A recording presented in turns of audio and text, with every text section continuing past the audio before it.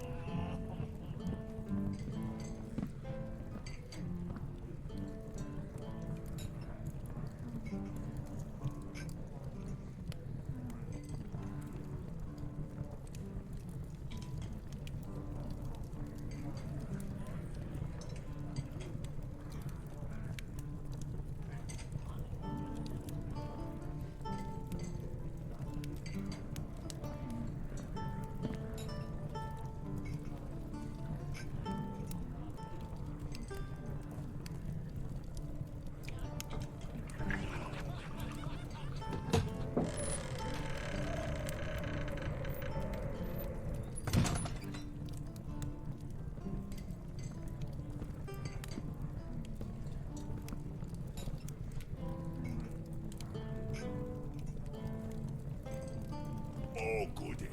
Adventurers.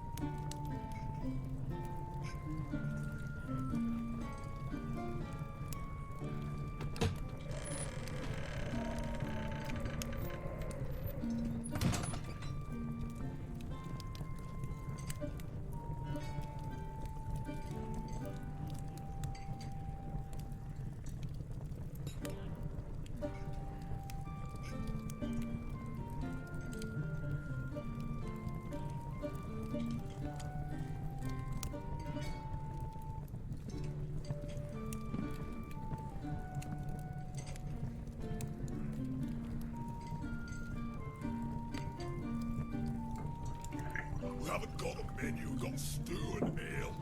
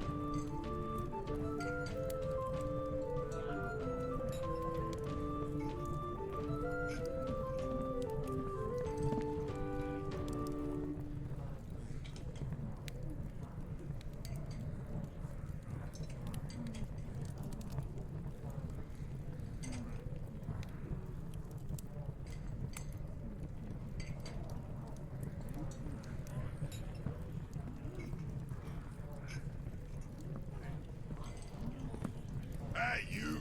Leave your axe at the door.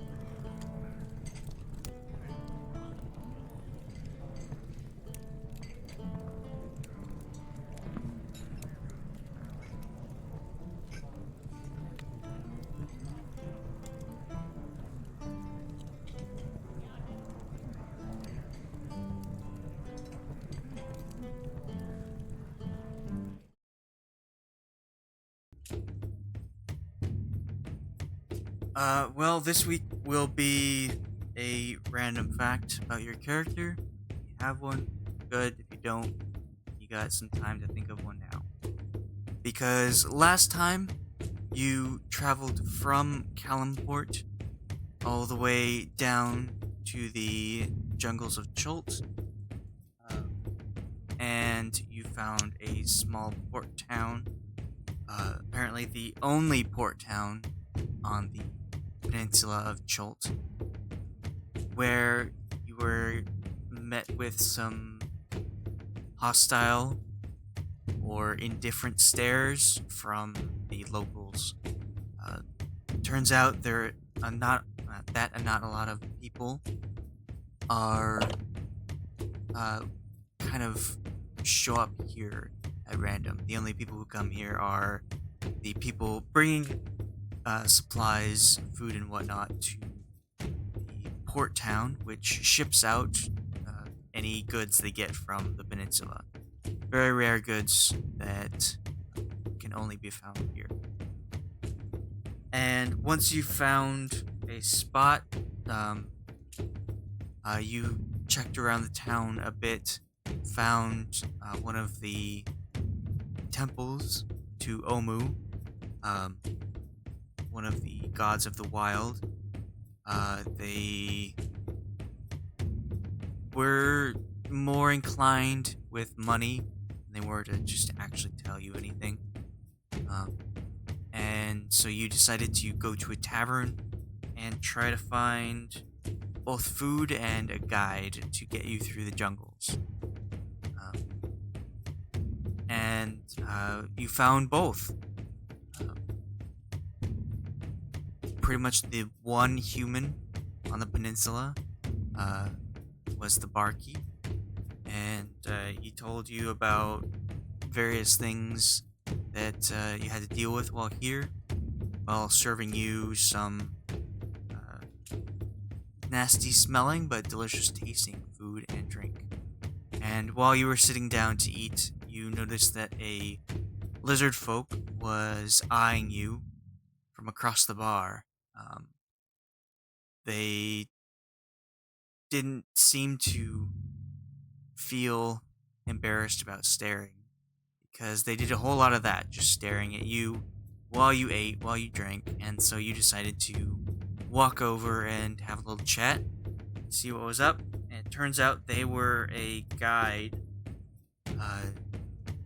one of the guides to the port town, but his price was very steep, and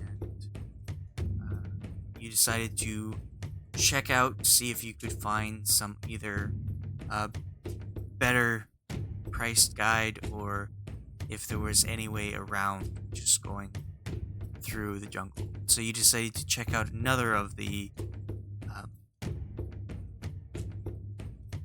temples and ask about that, and it was the Temple of the Hunt. They said that there was one specific person who is the best of the best in the terms of tracking and trapping, and it was the same person you had talked to before. And so you decided to go back and kind of possibly reason with the guide to see if you could have the price lowered. Eventually, you just decided to go with the original price. It was faster, and it got right down to brass tacks. So, very graciously accepting your money, you just wanted to get started that day and head out into the jungle. And so that's where we're at, where you have just exited the port and have headed south into the jungles of Chult. Could I have Loki and Ashe roll d20s for me? I'm still trying to get into.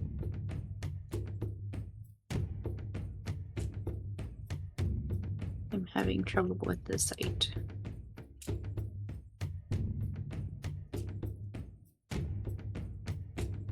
Do you have a die near you?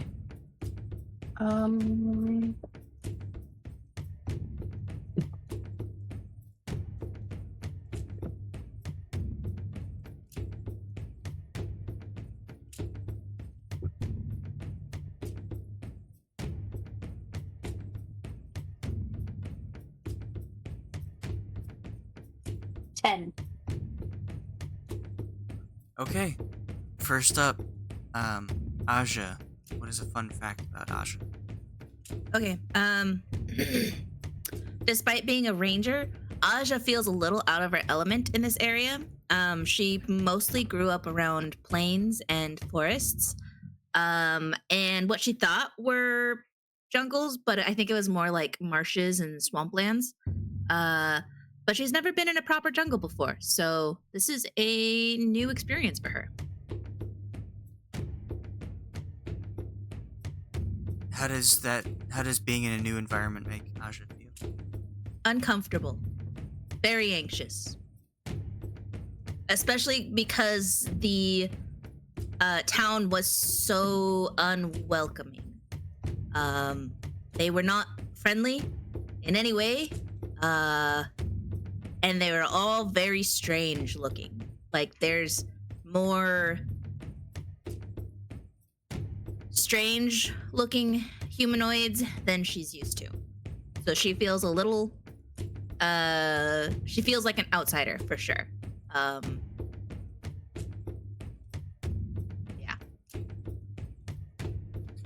Okay, Sheila. A fun fact kind of thing. Has to be that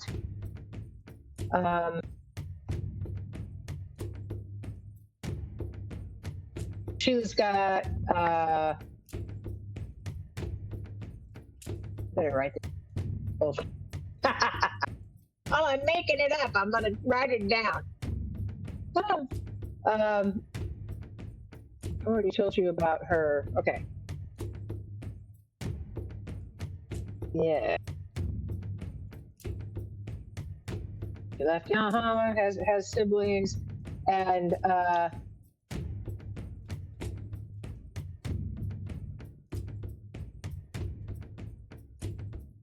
probably that she has a temper. She has a pretty strong temper that can get the better of her. She tries to keep in check, but she has been known to go off, and do things she regrets.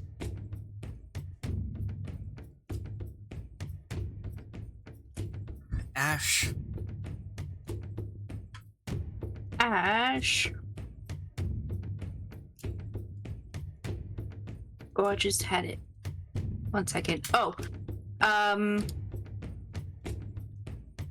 even though Ashe lived in the marsh, which is on the ocean, she never really has been on a boat much.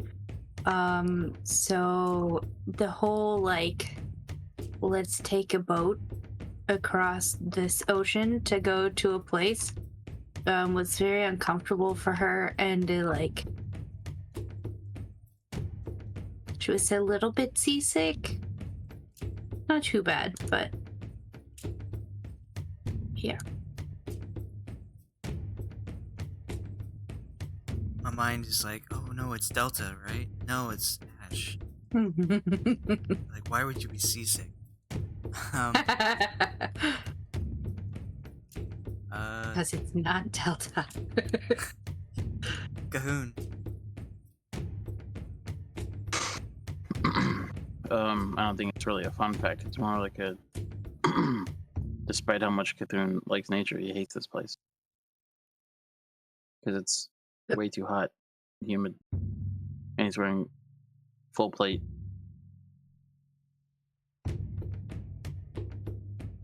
Yeah, that would be a problem. Also, as an ice giant, he really doesn't sweat that much, so he has a hard time regulating his body temp.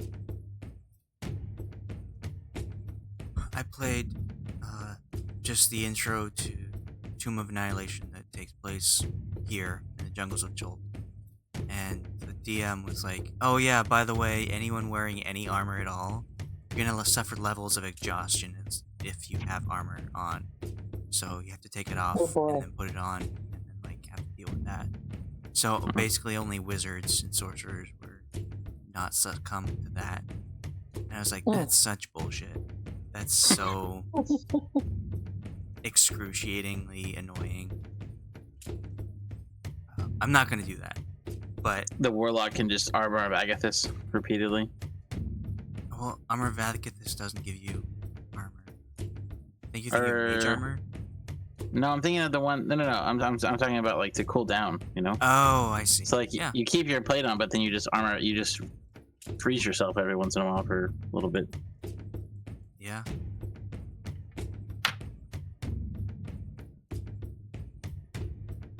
Loki. Oh, hey. He'll be right there. All right, Ponderance. I'm gonna say Ponderance is not so bothered by the exotic races we're seeing here. Residing on the plane of dreams, he sees all sorts of Okay. monstrosities, so these are, not totally unusual to him. Even if he hasn't seen them before.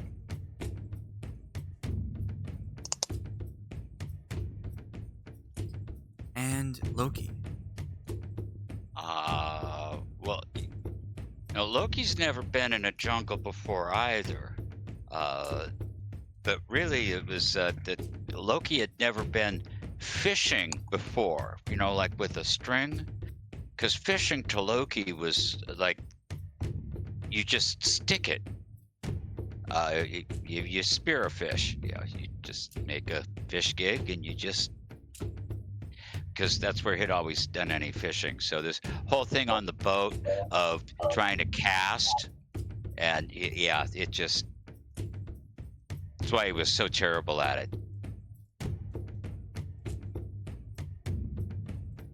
Doesn't really like fishing that way. He prefers just poke him with a stick.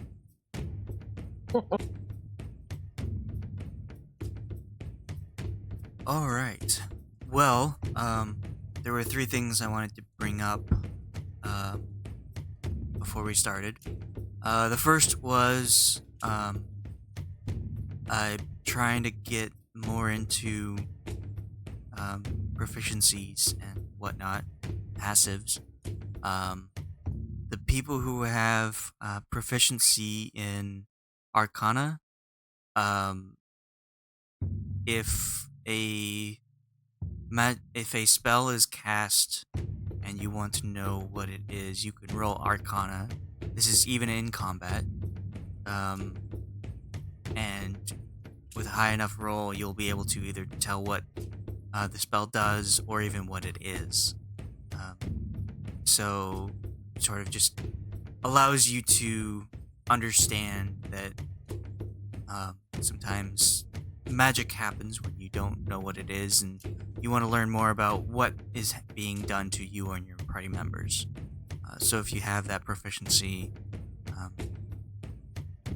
even when it's not your turn, just ask to roll Arcana, or I'll ask you to roll it, and we'll get that squared away.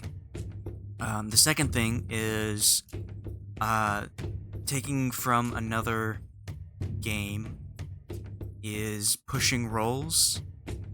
So if you make a roll as an ability check or something, and before I say if it passes or fails, you feel as if it would be too low, you are allowed to push the roll, which means you can explain how you are going above and beyond to try and attempt this better.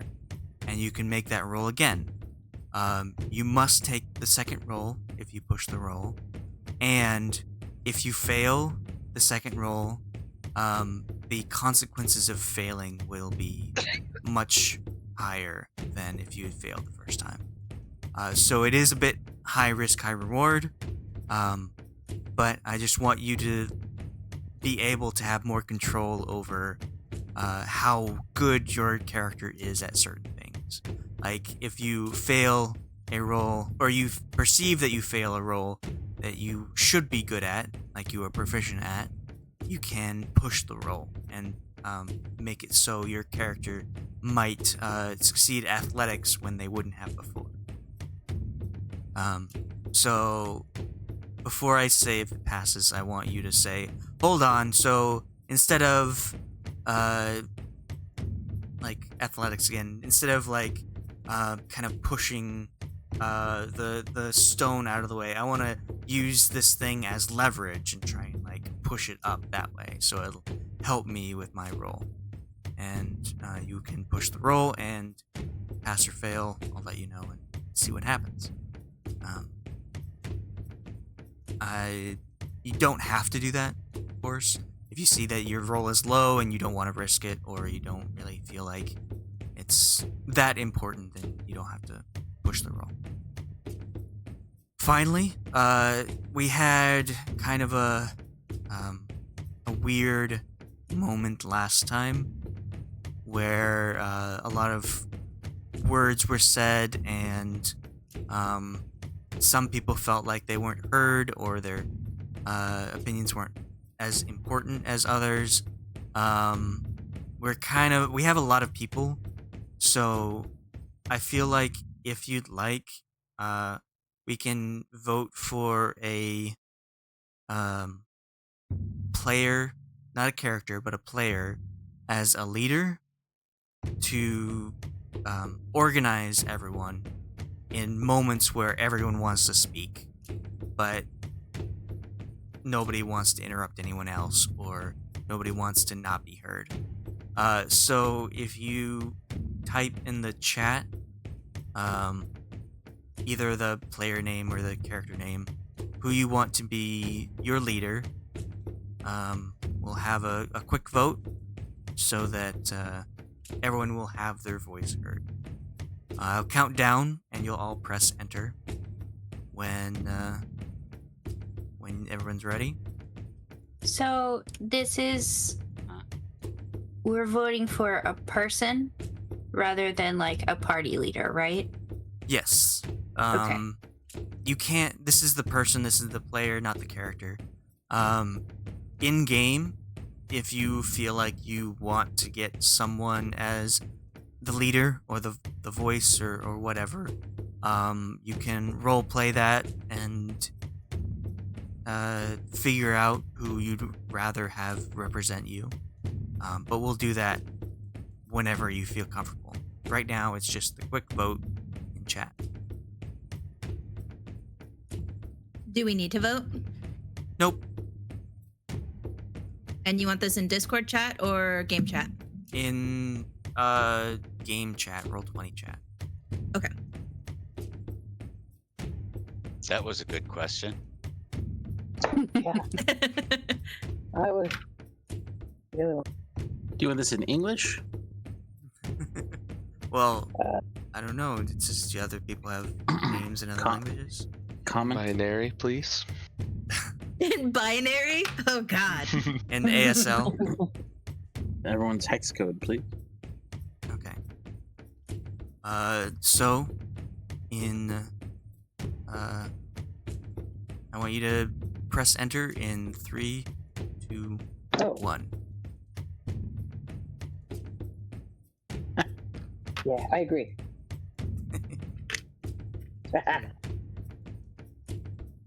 Well, Okie dokie. Aja, you didn't vote, but it sounds like you as a player would be appreciated by everyone else if you take and organized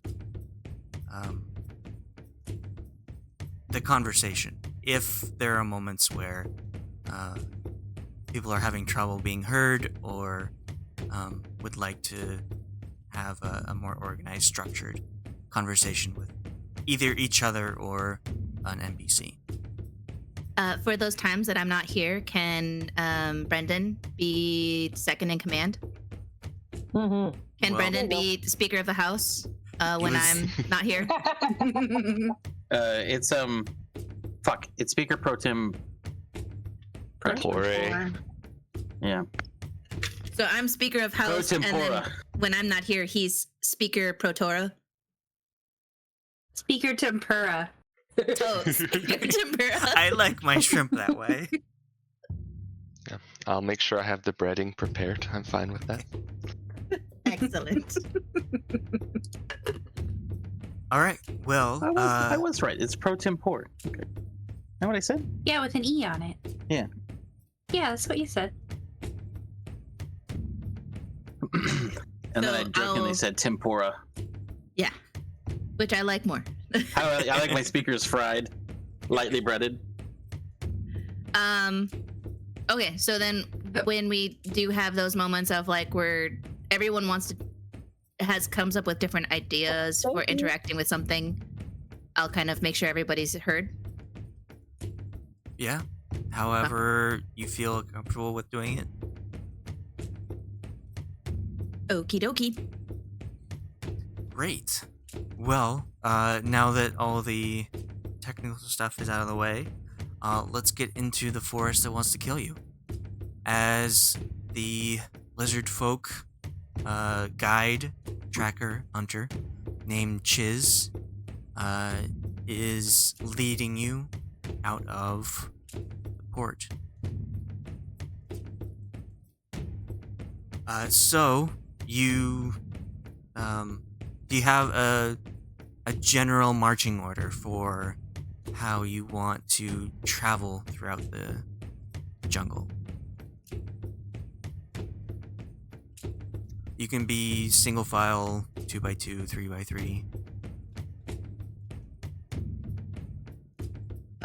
Aja would like to be in the back or second in the back if someone else wants to be in the back. Maybe like 2x2.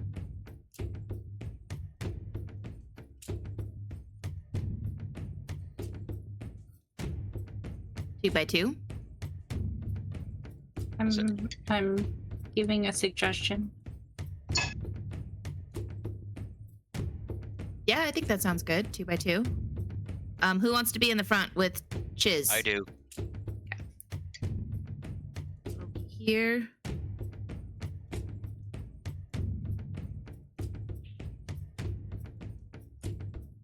Back. Want us to move our tokens? Let's have you move your tokens.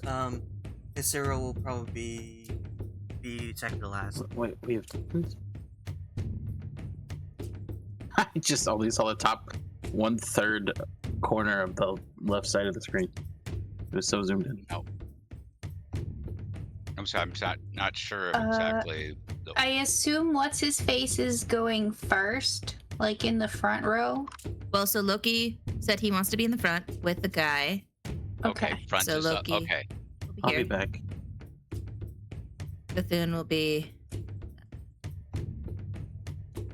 So Aja and Cthulhu are next to each other. Ponderance, Sheila, you guys want to make up the middle? Yeah, I Okay. think that's smart. And just punch Just on over the- Loki's shoulder. I'm reflecting that we're on the southern hemisphere. Okay. Everyone Okay. remember that toilets flush the opposite direction. And always check the toilet for spiders and anacondas. And don't drink the water. And don't breathe the air. Oh no. You Don't shouldn't eat have the said, food. Yeah, don't eat the food. don't smile or make any eye contact. All right. So, you all head out. When you first leave the town, there is a bit of a trail that is somewhat worn. It seems like there's a lot of overgrowth that has taken over and blocked several parts of the path. But as Chiz walks, he just avoids everything, kind of like moves out of the way. It's very natural for them to just go in through this way. And you all follow suit, and make sure to stay pretty close together. Aja, are you falling back at all, or are you just staying within 5 feet of back row? You and Cahoon? Yeah, I believe we're side to side. Yeah, So but I'll how walk- far behind Ashe?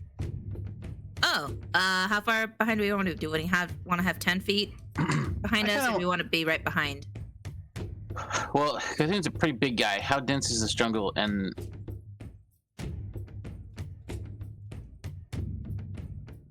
That's a good question. So the path itself provides a little bit of an opening, but as you look beyond it, it's just immediately just foliage, trees everywhere, rocks, fallen pieces of wood, fern, tall grass. It's very thick as soon as you leave the trail, or leave the town, not going the trail. But this would you trail have provides about 12 feet of okay. width. Is this considered difficult terrain? The trail you are on is not. The jungle itself will be if you ever venture outside the trail. Okay.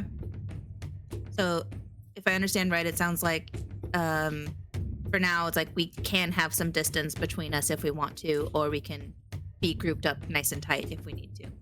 Yes, that's why I was asking if Aja felt more comfortable giving a little bit of distance from the rest of the party. No, she'd be fine. Okay. I guess she'll just be side by side with Cthulhu.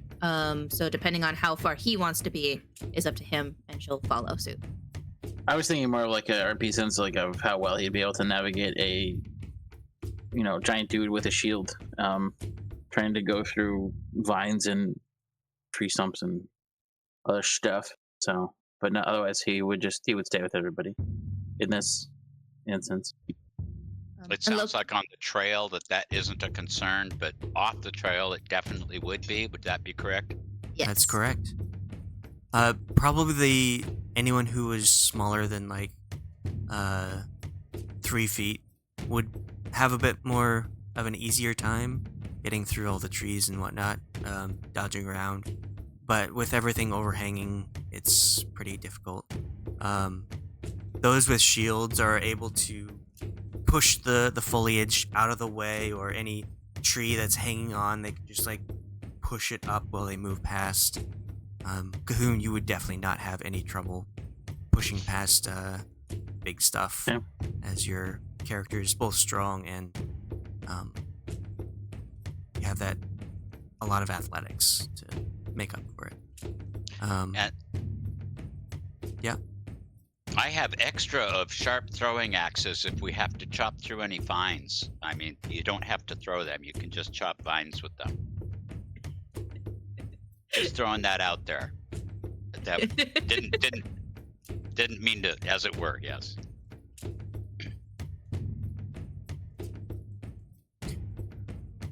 Okay. So just ask and I'll toss one to you.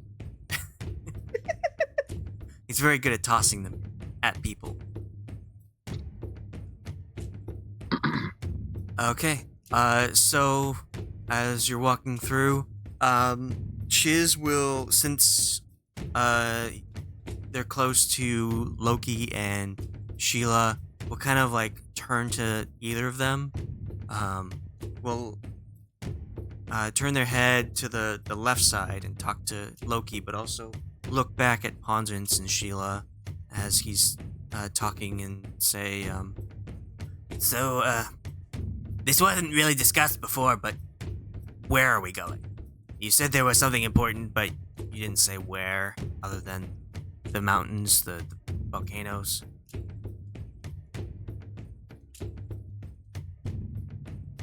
I don't know how much we know about.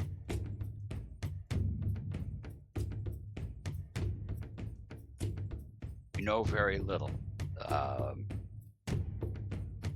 Listen, we're paying you quite a lot of money. And I'll tell you that actually why we're here. We know that there is a magical artifact somewhere in the area. But we have very little information. We have basically no information on where it is. So we don't know where to begin, but we know we need to begin. So if we had some kind of a compass that directed us to strong magic, that would be great, but we don't. Well, maybe, what, do you know what the item is you're looking for? Like, you are paying me a lot of money, and as such, I need to know where to go other than just the Peaks of Flame.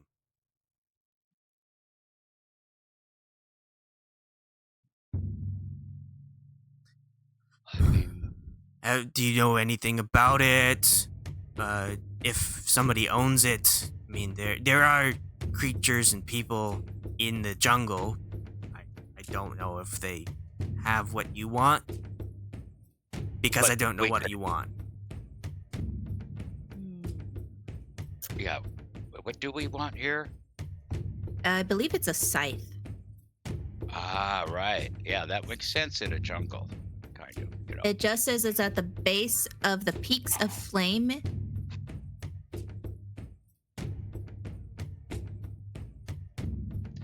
So if there are there people that live near the base of the Peaks of Flame? Yes, the Peaks of Flame are a massive grouping of mountains that, active volcanoes, fun stuff like that. Okay. But the people who live there are not of, similarity to what you saw in the port. They are the Yuan Ti. They are a race of, humanoid-like people who have taken to snake-like abilities and appearances. They keep to themselves. They are big into worshipping the gods in ways that we don't. Sure. Sacrifices and all that fun stuff. So they have a few oddities. I mean, if what you're looking for is in their possession, I could take you to them. It'll be a bit hard to talk to them. They don't like anyone who isn't them. I'm a lizard folk person, and that's not even close enough to the snake that they need to be like. I understand. Yeah. Are there other entities that live near the base that might be easier to talk to? There are other entities. Talking, no. Probably the UNT people are better at talking than the creatures who want to eat you elsewhere. These, all sorts of large, reptilian creatures of all sorts, as well as mutated aberrations that will, not be too shy to, swallow you in pieces. Living. My only idea is that we go talk to these UNT, or we make the attempt anyway to communicate with them and find out if they might know anything, because that's all I've got to go on. Anybody else? I mean, it's a start, right? Like, random items aren't just not around civilization. There's always some sort of thing, like a ruin or a dungeon or a cult. If this- or a... Exactly.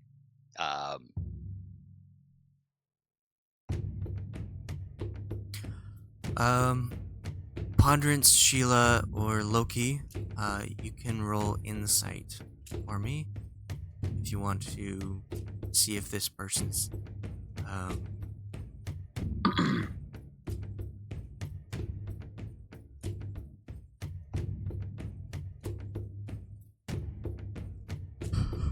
things take so long to open?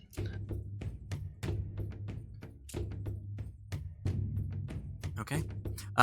So, Loki and Ponderance, you do know that, Jiz is telling you that, the Yuan-Ti people is true. They do, have weird, rituals and whatnot. But there is, another thing that he isn't telling you. He's hiding something, though you aren't sure what it is. And so, what's the catch about meeting the Yuan-Ti? Well, they will most likely want to sacrifice you or eat, depending on how much of a fight you put up.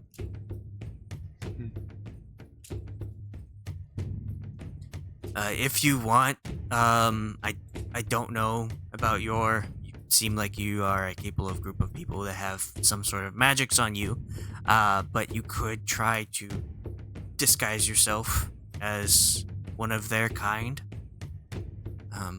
I can take you to what I remember to be an outpost, so you can get a good look at what they look like and try and disguise.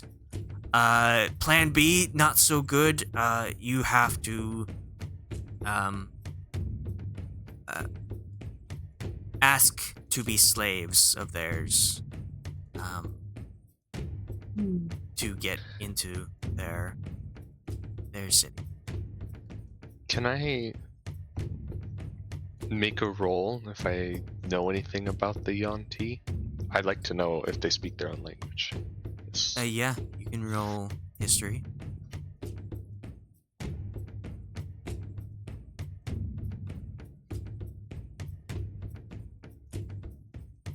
At a 20.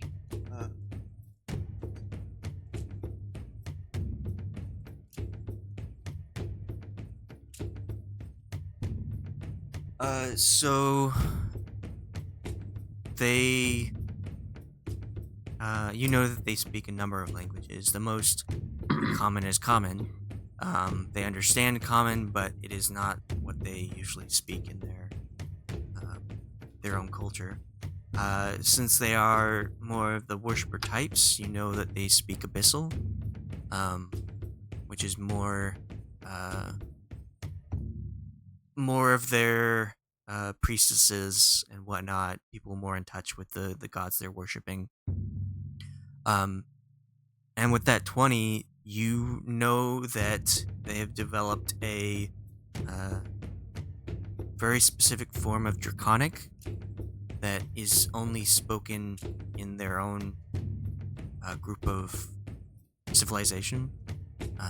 So it is Draconic, but it's like a slight form, like a slang that they have developed to know that they are talking to each other.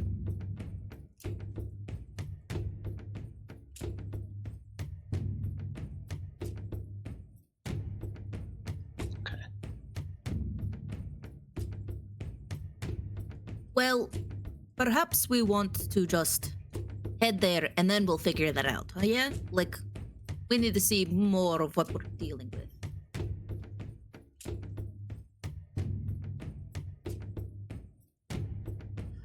Okay. Well, you're the bosses. I'll take you right to there. They do have several locations throughout Chult. I'll take you to the one at the base of the Peaks of Flame. Just to make sure that you get a good idea of what they are about. But just know that if you do want to go inside, our deal is over. You don't have to pay me anymore after that. I'm not going in. Are you afraid? Oh yeah. Like we said at the tavern, I'm not a fighter. I'm a tracker. I'm a hunter. I don't do that. The people are not to be reasoned with. They are very set in their ways. Like I said, you can present yourself as slaves, and that will probably be the only way you get in alive. Well, surely as the expert hider, you learned all of this from sleuthing on them, right? There's no reason you have to confront them. I've never been inside their city. I've only seen the outside patrols and whatnot. Almost got caught, but great camouflage and whatnot. So.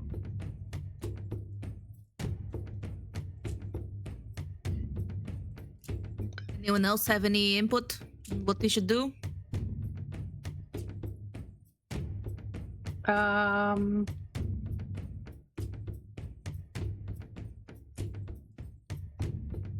So we Yes, sir. have no idea where it might be in this jungle. I mean, all we know is that it's at the base of the Peaks of Flame. And if we choose to go visit the Yuan-Ti, and it turns out that it's not them with the artifact, then we just paid for and lost our guide by choosing to go in. Yes. Yes. Does our spy know of any other groups in the area? Ponderance turns to look at him. Groups? I mean, are you talking to people? Like cults. The biggest cult are the Yuan-Ti people. Whether it's, not just at the Peaks of Flame. They're scattered around. They've got lots of locations. They don't always agree with each other. Different societies, different cities. But they do have a definite ideal of what to do with outsiders. They're the only ones that live at the base of the Peaks of Flame. Yeah. They're the only sentient creatures. Maybe do they leave their city at all? Maybe we can catch one and interrogate them. Like I said, patrols around. They don't just we don't get a lot of tourists, so it's not like people would just waltz into their city and get captured and are sacrificed. They do go out and get slaves from other places. I heard there was some kind of people helping them on the mainland, getting slaves to them. So they're keeping slaves. Oh yeah. Okay, I say we do two things then. We make our secondary goal freeing the slaves.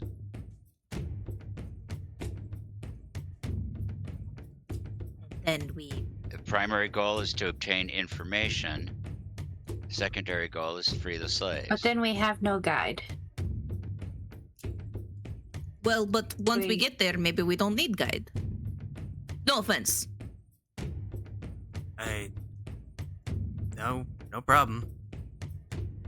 You're paying me to take you to what I believe to where this thing you're looking for is.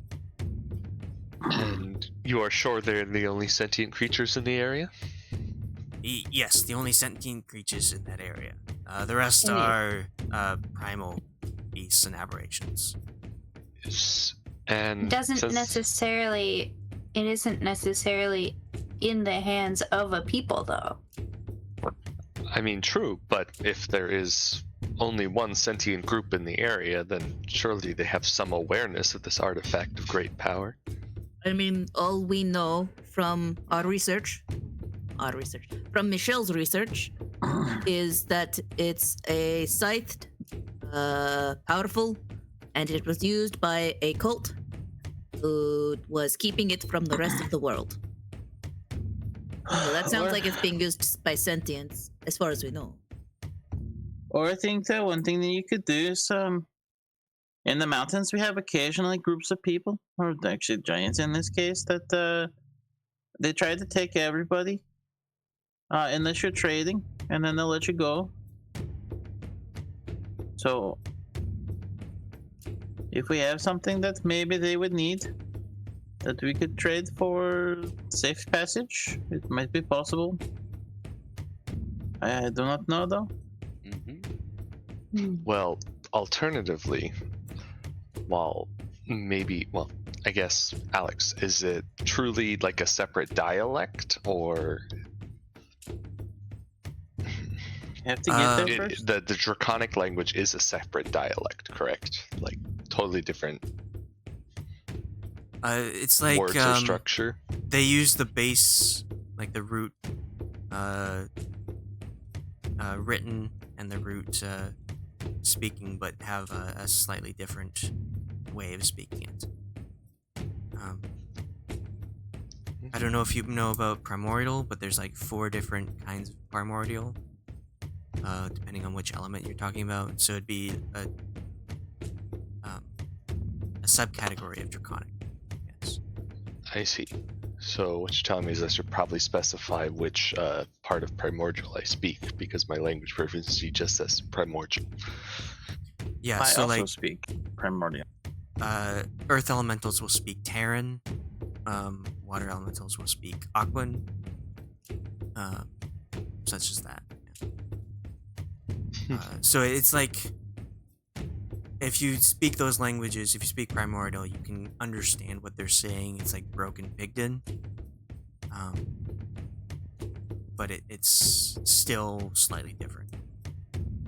Gotcha.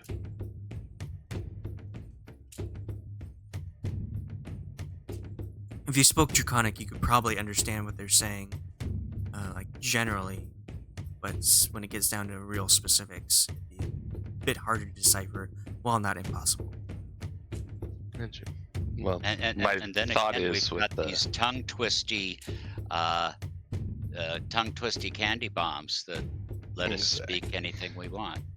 it doesn't let you speak anything you want. It lets you understand anything you want and speak in an accent of the person who you're talking to.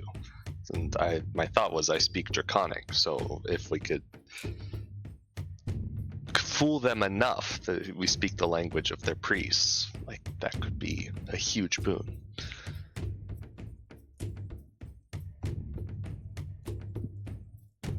It's true.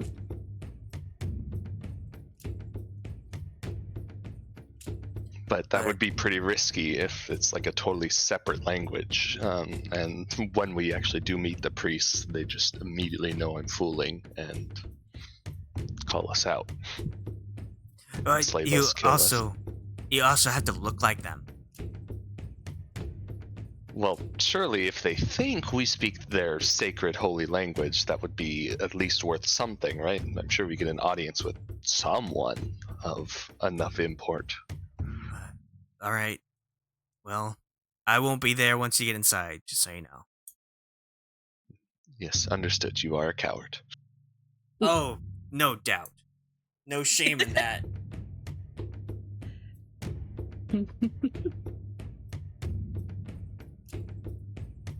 Okay, well, lead on, buddy. Oh, yeah, you've been walking and talking. Oh, okay.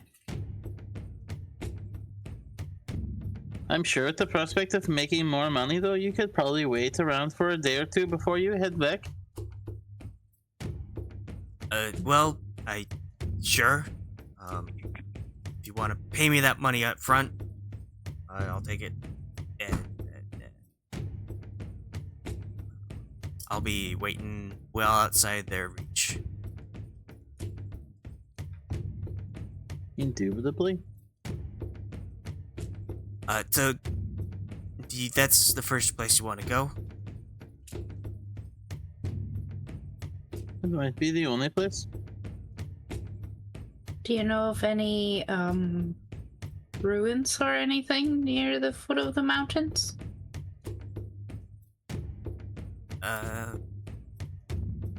Possibly. where there might be artifacts?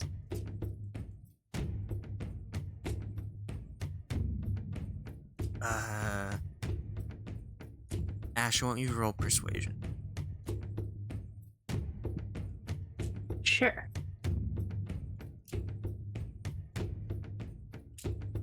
Any cool dungeons around? So as you ask this question, Loki and Ponderance, you notice that he looks away and kind of like looks off into the jungle as if looking for something. He says, no, I think the Yuan-Ti are the only people who have inhabited any ruins. They like their old stuff.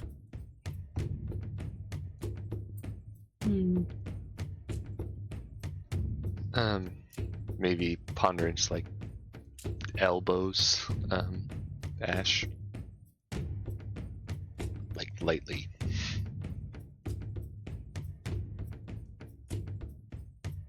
Roll for ribs. Do you have any kind of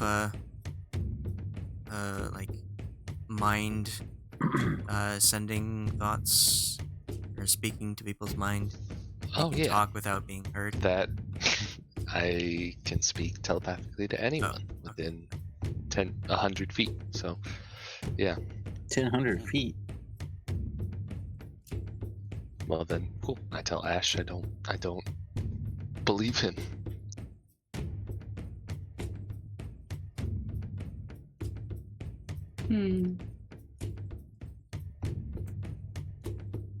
Well, maybe you can just take us to the mountains and we can look around first before we go to the city.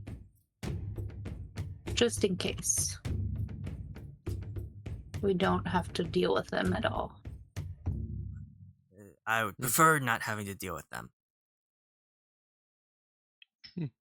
Well then, I guess it's unfortunate there's nothing else in the area that you know about. A whole lot of creatures that want to kill us.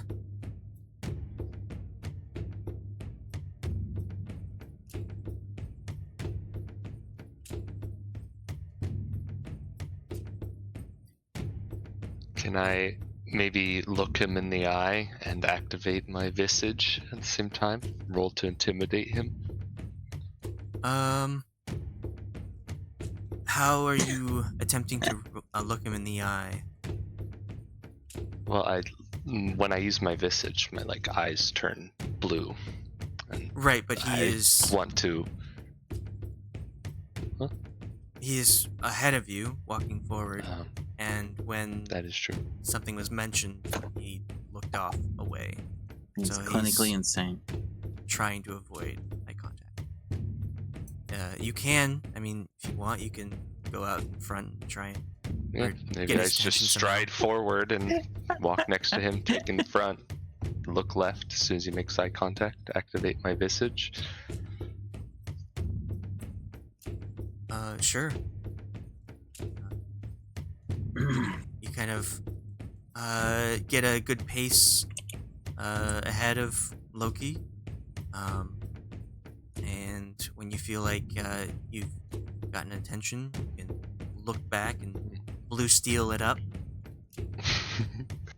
Can I sort of retcon a bit and say I make my statement about it's too bad you don't know anything as I turn and look at him? Make eye Sure. contact? Yeah. Okay.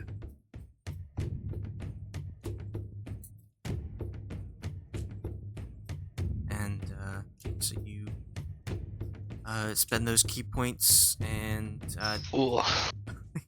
look back. I mean, do you want to push the roll? I mean, this will be a time where I'm saying you want to. In the future, you gotta let me know before I ask. But I get that.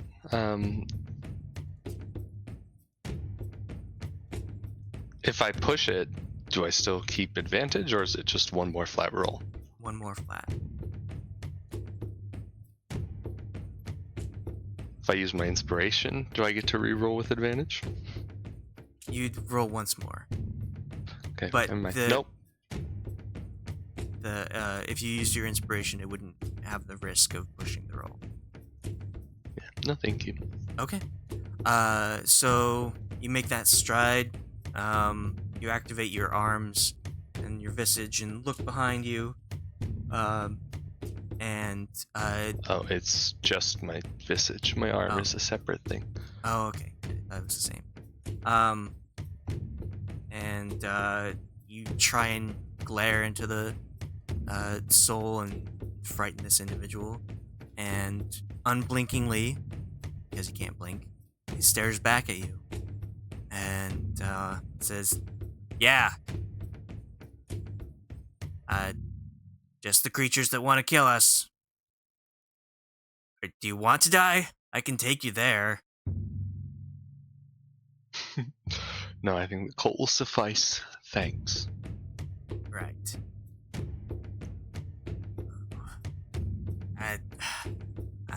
I am overcharging you, but it's still not enough to deal with. All right, let's keep moving. It's gonna take a couple days to get down there. We can hurry. It'll be a lot harder to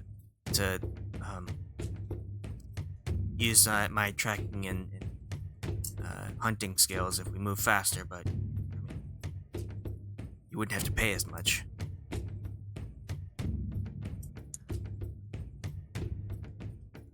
Well, let's move faster. Okay, you move at a fast pace. Go from the humidity of the ocean behind you into the dampness of the forest in front of you. It feels like a heavy blanket is upon you constantly. Those wearing a lot of gear feels like being pushed down, pushed back as you move forward. Almost feels as if you're pushing through water, but you manage to push on into the jungle.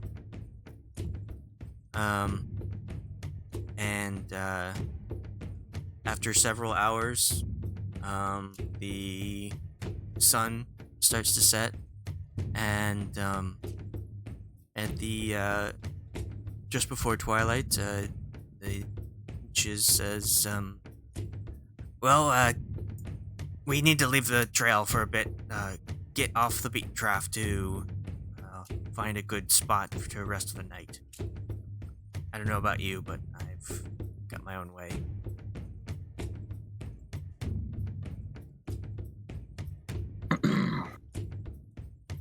I don't recommend fires if you'd be able to light anything.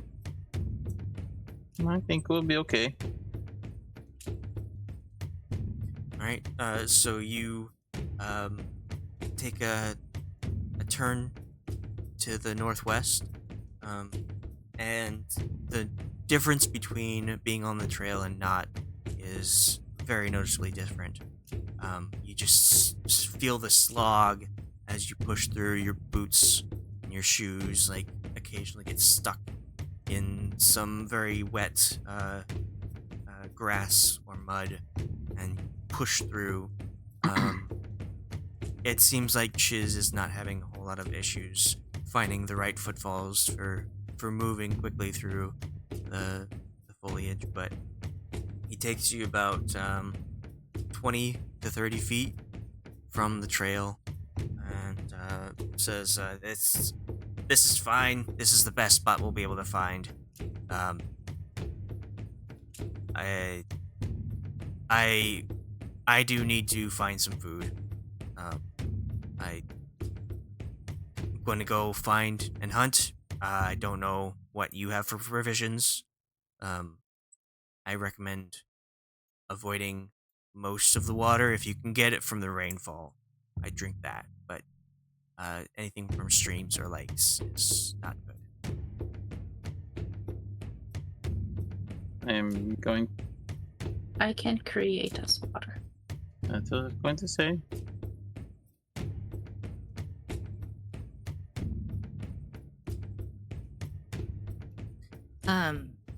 Can I ask what you're hunting? Whatever I can find. There's a few primates or other mammals, quadrupeds around, I could probably find something good. So, don't get her started. She'll kill half the jungle by morning.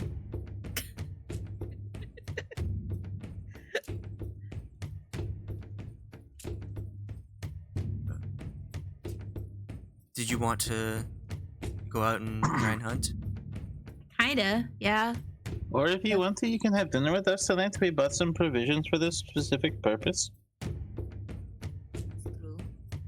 But it's like rare meat, so I could buy, like, I could kill something and then stow it away and sell it on mainland.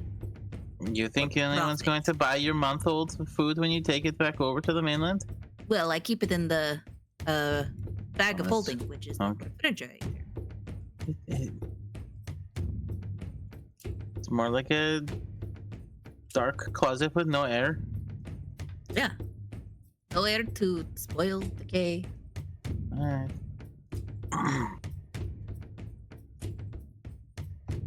Yeah, if possible. I'd like to Okay. try and hunt something. Did you want to follow Chiz, or did you want to go off on your own? If I can.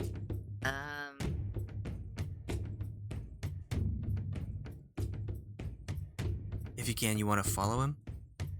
Yeah. Okay. Well, it seemed like he was waiting for any kind of response to him leaving you in this area before you went out and found his own food. But Aja, you step up to challenge of following the tracker. Yeah, I I'm would gonna put go my with hood you. up for stealth. Going to slow everyone down.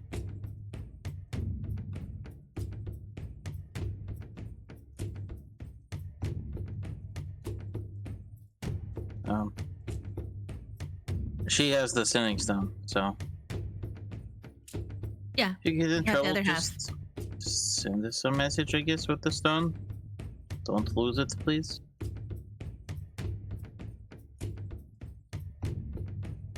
Okay. So, what would everyone else like to do to set up camp? There. Clear ground for the layman's, because I think it needs to be flat ground. I don't think so.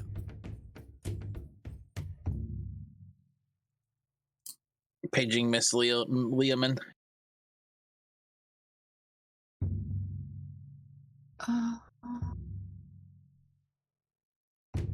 What does the hut need? What noise does a hut make? What? Ho ho ho ho ho. It just says 10-foot radius mobile dome of force springs into existence around it and above you. Remain stationary. Duration.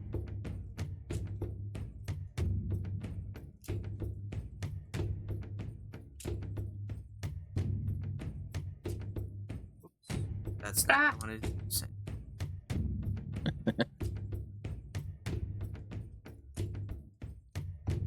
Is Sheila Nope. casting Lehman's tiny hut? It lasts for 8 hours, right? Yeah, not for a long rest. Doesn't she have to cast it when everyone's inside, though? No. Before they leave? No, She's the only one that can't. She has to be inside. Yeah, I can do that. but she can designate. She can designate who she wants to be inside of it. Well, Would probably wait for the hunting party to come back before we start it up. Otherwise, well, Well, I'm keeping a sharp lookout on around us. Hyper Okay. aware, because I just don't trust this jungle. well, I'll let that guide in, but it will cost him. I'll be just removing a portion of what we owe him for his night stay. My lovely stay.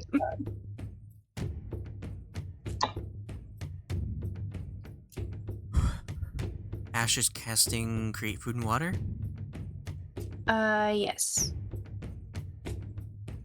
She is. to fill up. All right, so Whoops. Sheila, you pop up your hut. Poof, around you, the dome appears. It seems to push any rock or tree aside harmlessly, as if it was there before you got there. And Ashe, while inside the hut, probably so it doesn't like fall on the muddy ground, you create your food and water for anyone to enjoy. Loki, I want you to roll perception. Ponderance, what are you doing? I think just getting ready for the night. Okay. No problem. And Cahoon? Same.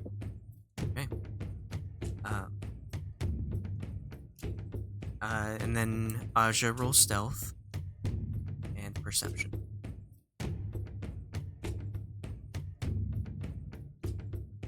$26 for stealth, Nice. 2. 13 for perception.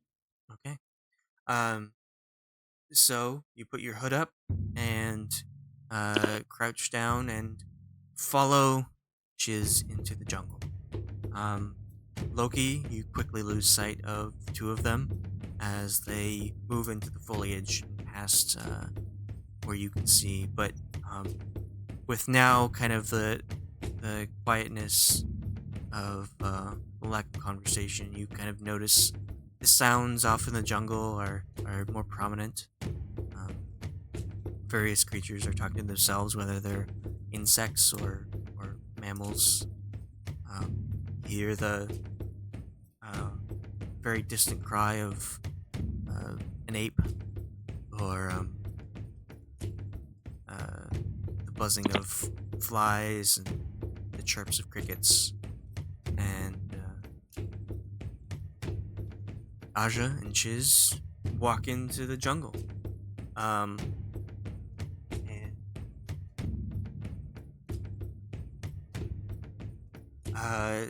Aja, as you are going in, it's kind of hard to keep track of Chiz as he makes his way into the jungle.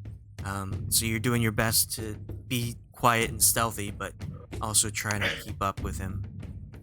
He seems to have like an ease of moving throughout the jungle, while you find it a bit difficult. I want you to make a survival check.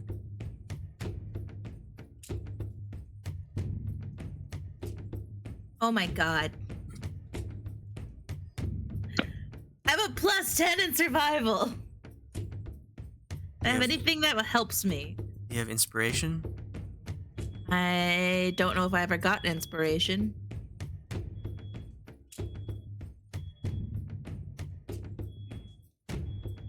Well,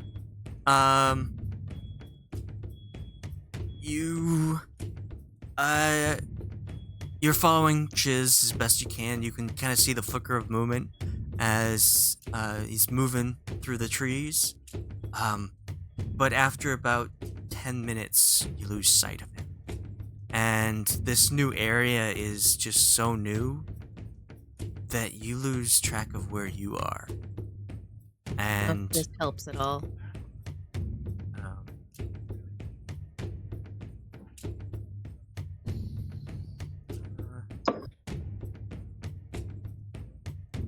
Yeah. So it does make you it is hard for you to move through, though you still are able to move at a normal pace. Though that's a slow pace because you are stealthing. So you are trying to get through in all this.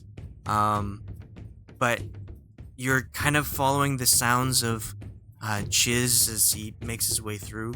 But then the sounds kind of like hear the sounds of breaking branches or moving foliage in different directions, as if something is leading you elsewhere, and you're all of a sudden you're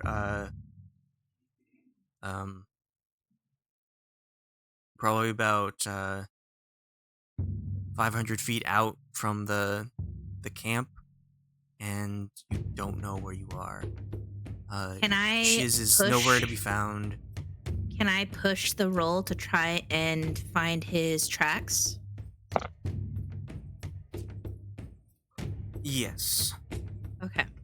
I am going to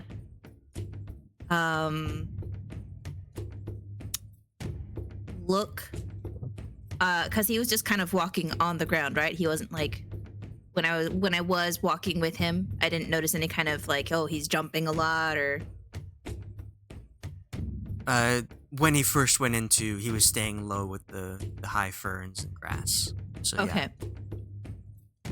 So I am going to crouch down on the ground and try and find like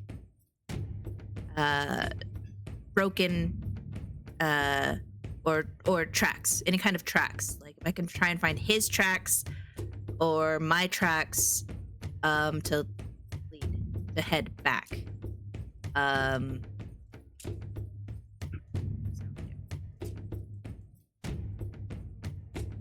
15. Okay. So you are looking around. You do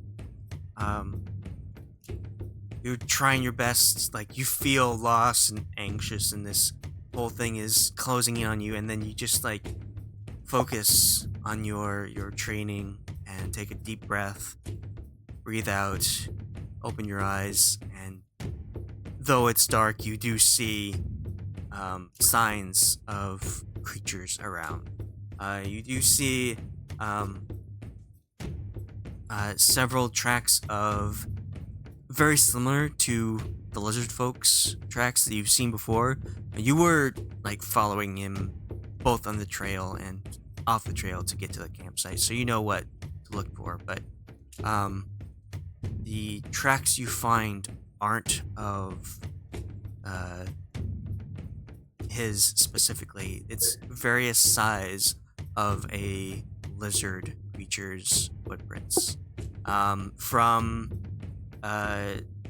6 inches long to a foot long. You're scanning the area and you see various size of these lizard-like footprints, and you are kind of like wondering what made these, and then you find your own tracks. Then you find out where you came from, and you are able to head back to camp without getting any food on your own. You feel lucky, not even though you didn't catch anything, you didn't get lost, and that's a success. That's a success. Yeah. In a new territory, that's always a success. I'm gonna look defeated, and I'm just gonna find a nice tree to climb and sleep in it. Okay. So it took you about 30 to 40 minutes leaving and then coming back to the site.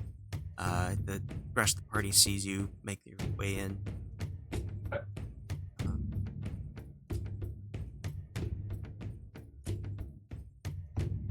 Not sure if you wanted to talk or whatnot, but it sounds like Aja just wants to avoid being talked to and climb a tree. If you are doing that, I'll have you make an athletics or acrobatics roll.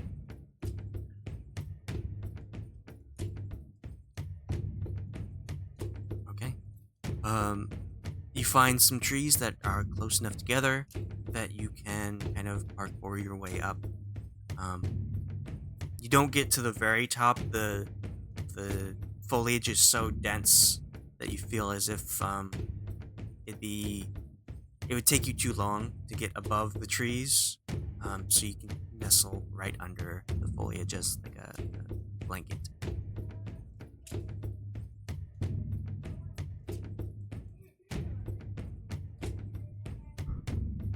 Okay, so as you are all resting, eating food, settling in for the night, rolling out your bedrolls inside the hut, several hours go by, and it gets dark, and Shiz isn't back yet.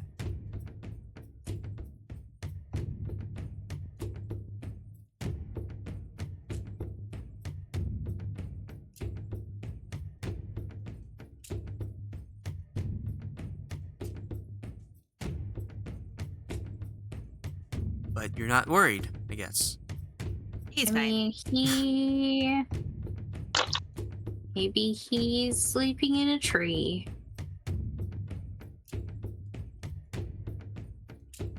He knows a lot more about it than we do. He's the guide. Are you thinking that we should be going out and looking for the guide? Yeah. It's a bad sign when the guide gets lost. Okay. Well, you settle in. Are you having watch? Are you shift watching? Absolutely. I'm watching. Yeah, if he's not here. You can retreat. Anyone want to relieve me halfway through? I'll relieve you. I only need 4 hours. Okay.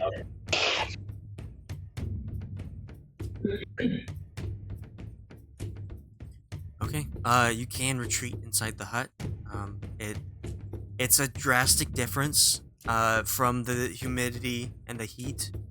As soon as you are inside, you just feel like an AC hit you. It's just Cool. comfortable and cool. Very easy to sleep inside of and eat. It makes knowing that you have to go out and traverse this jungle again that much harder. Eventually.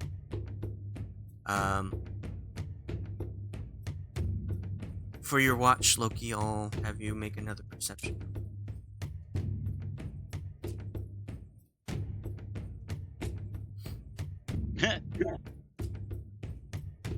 Oh, I took out my bag of tricks and I throw because I want something to keep me company.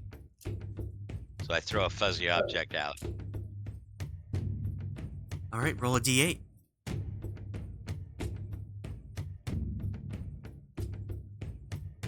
It's a giant badger. My favorite. Not really.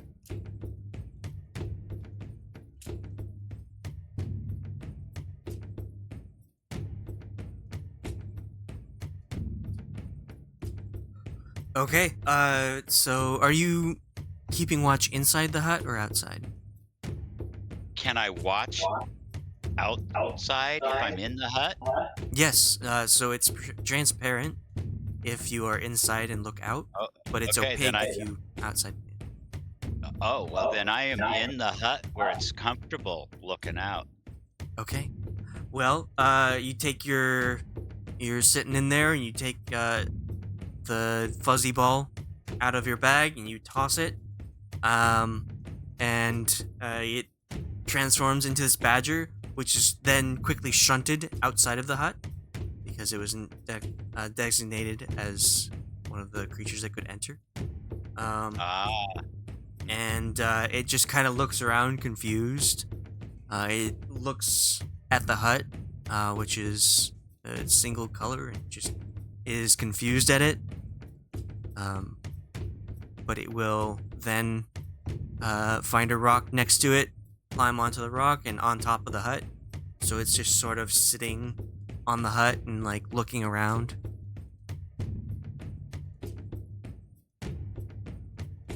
Good.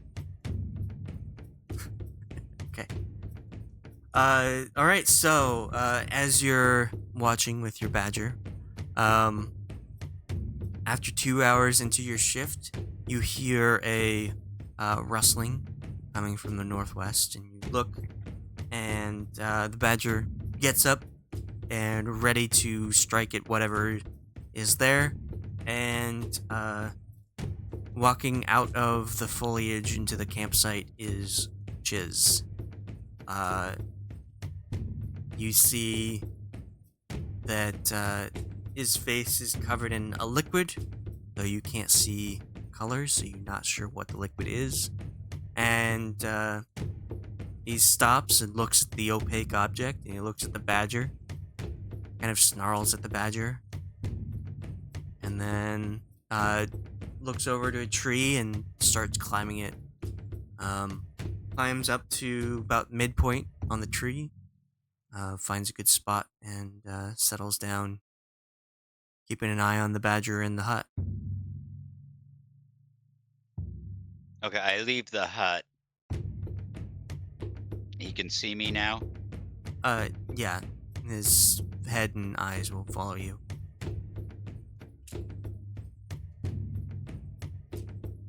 I ask, hey, everything okay?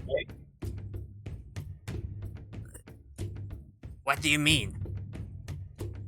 Well, you were gone quite a while. I just checking with you if everything went all right. Everything went great. Food was good. Okay. Well, good night. That's yours? You wanna in the hut? It's nice and comfy in the hut. I'd rather not. Not my thing. All right. Damn.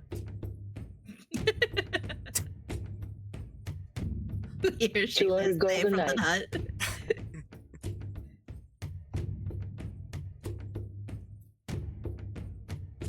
hut. So you head back inside? I'm gonna resume. Yeah. Well, I still need to finish my watch. Yeah, I may as well watch from inside. The badger's okay. You step back inside the hut, and you see that Chuz's eyes followed you inside and is staring at the point where you entered, but isn't staring at you directly. And for the rest of the watch, remaining 2 hours, you just hear sounds of animals in the distance making noise, but nothing approaches.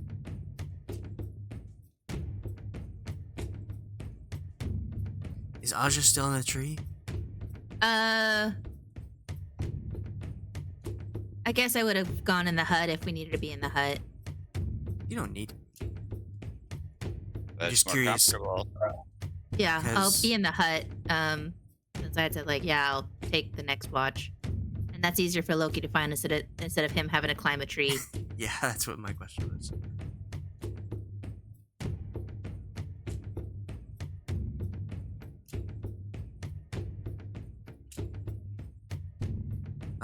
Loki, so you wake up Aja for her shift.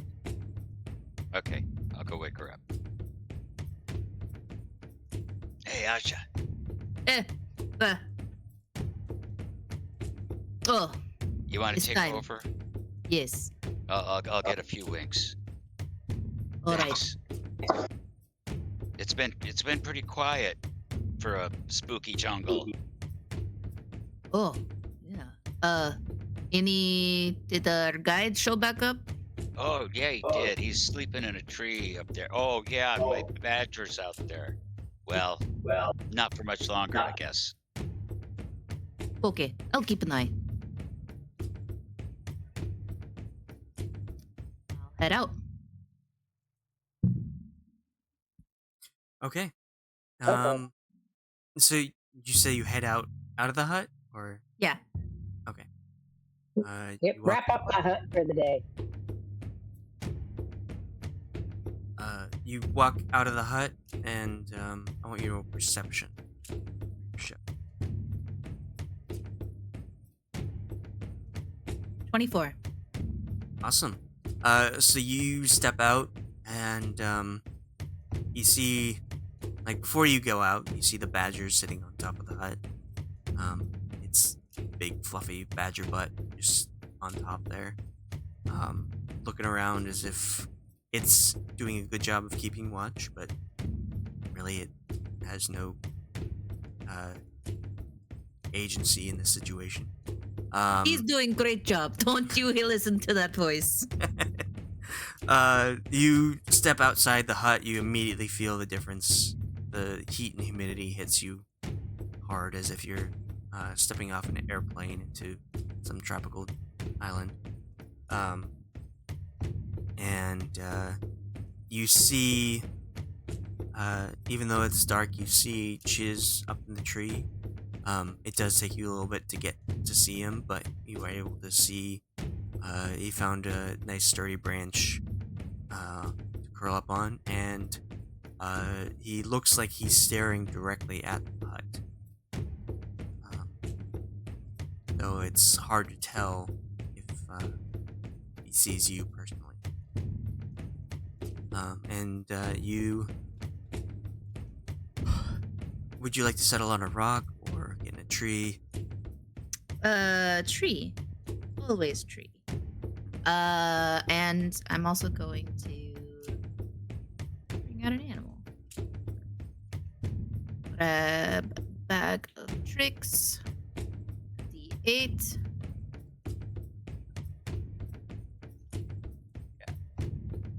Got the 1, which is a weasel.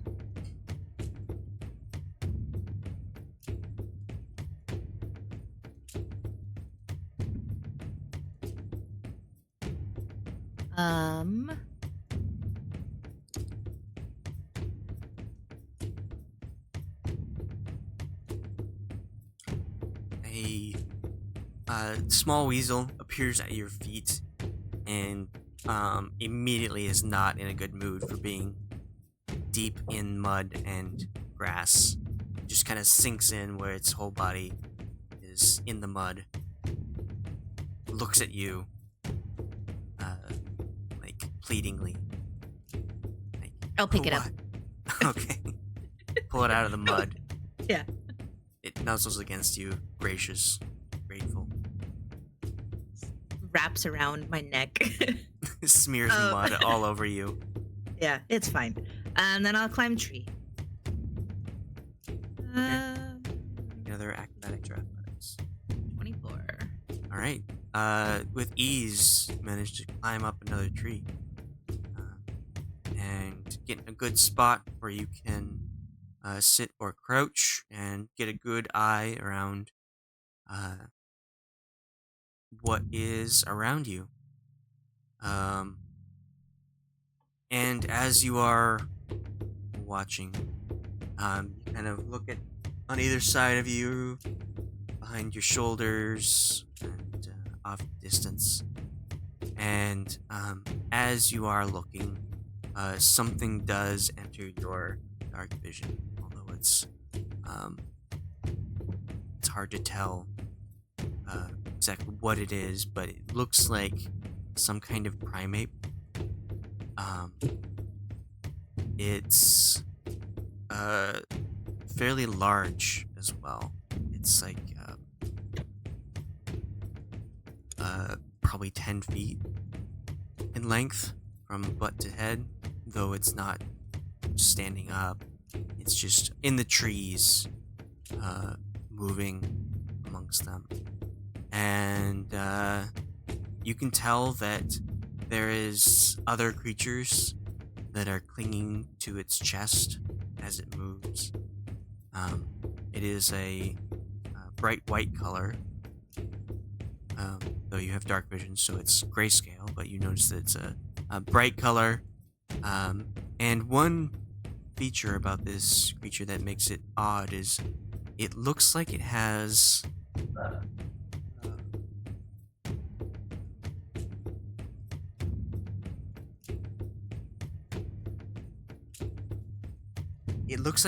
an extra pair of arms on its chest that is using to hold the other creatures onto itself as it moves with its massive forearms and legs through the trees. And it,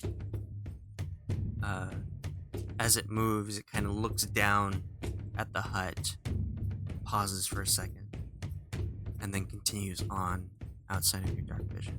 Have I ever seen this kind of creature before? Roll history. 12. It looks like it could be a gorilla, but those extra pair of arms are not what you remember. You only remember them being four-limbed creatures, not 6. It's a Machamp.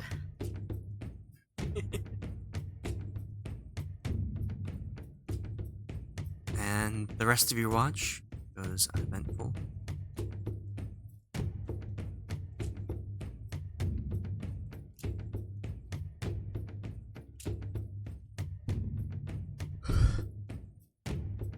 And after everyone's long rest, you can prepare your spells for the day if you need to. You can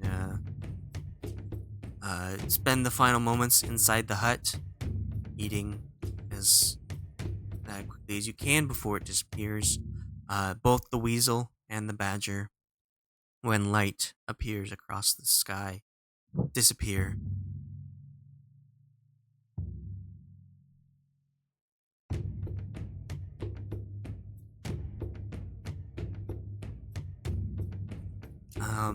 Anything that needed a long rest takes care of it, and you wake up feeling refreshed.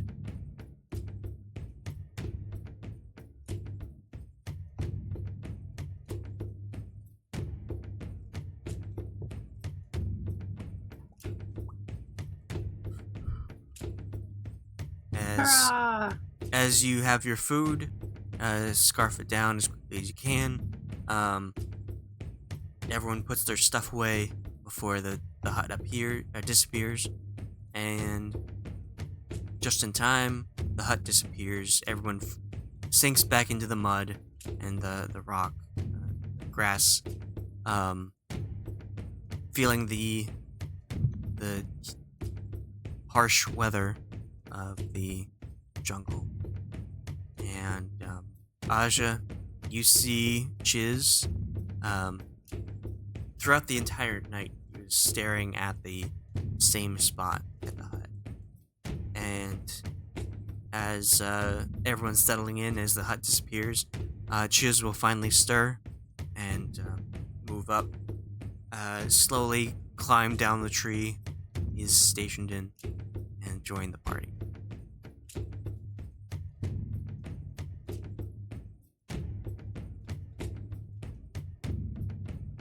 I'll ask him. It's like, so did you get good sleep? As you're up to him, you notice that there are what you would suspect be flecks of dried blood all around his face and neck, and a little bit on his tunic. And he'll say, I mean, yeah, just another day. I live here, so this is what I go through.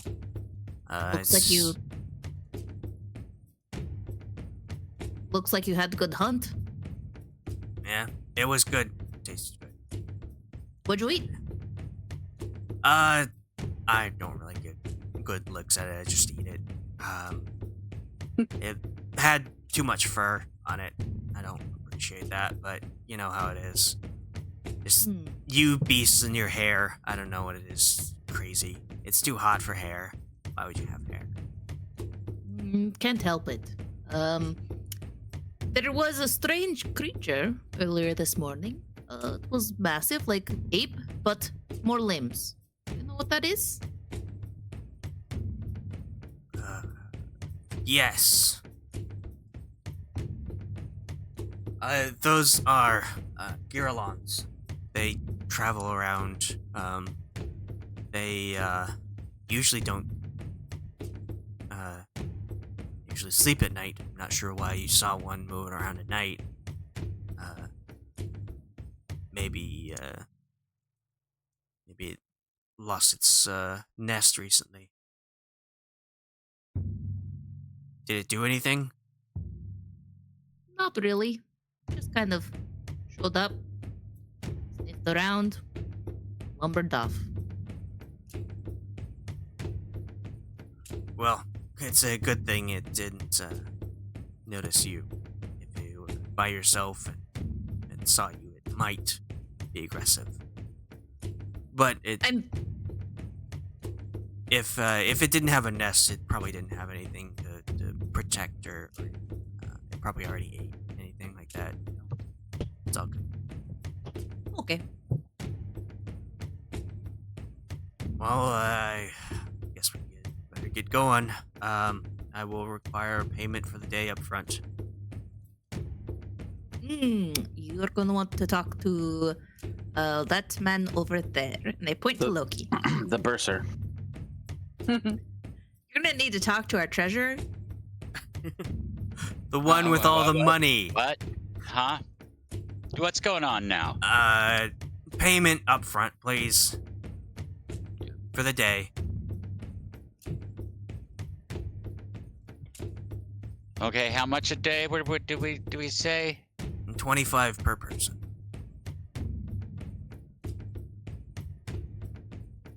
Okay, but how do we define people?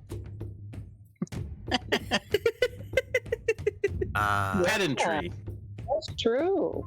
Yeah, I mean, because Who- you know, see this big guy over here. I mean, you wouldn't really call him I a don't think he's person, a would you? It depends on if you think, this person.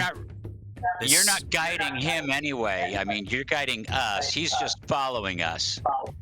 I'm going to lean over to Ponderance and say, "Oh, look, looks like now they want to do the bartering."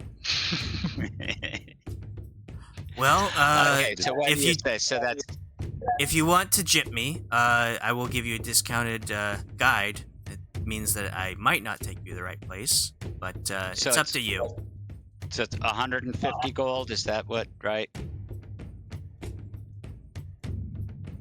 25 per person. I don't know. Why 175. we keep trying to- well, she's not with us. But she's not following. a member of TITS. Okay. Well, yeah, you gonna tell her to go away? Well, You gonna leave her out here in the jungle all by herself? like I said, you jip me, you get a cheap price. You get a cheap guide.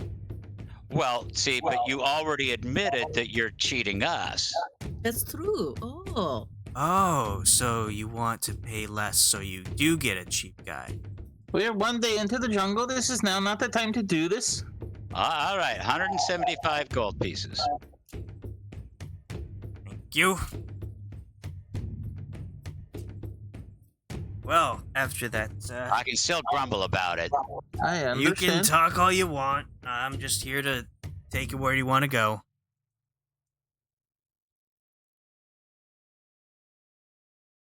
All right. Well, if you got everything, we better head out. Paying for a day.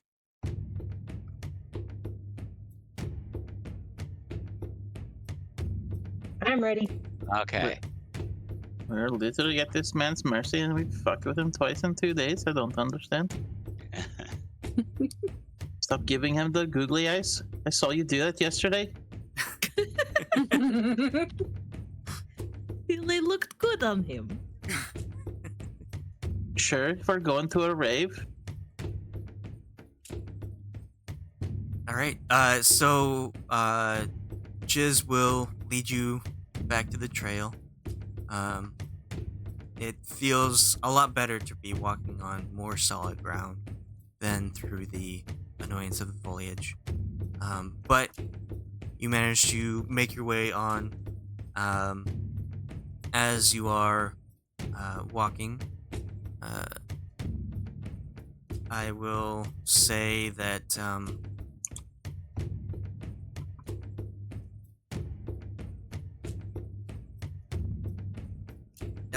as you're going, you see, or Loki and Ashe, you see that, like on your peripheral visions, you start to see movement, and you turn your head to look, and hiding behind various trees, you see the small heads, probably about 6 inches in diameter, peering around various trees. These look to be like lemurs, like lemur size. And as you're walking, you notice that they are following you in a sense and keeping their distance, but watching you make your way through this trail.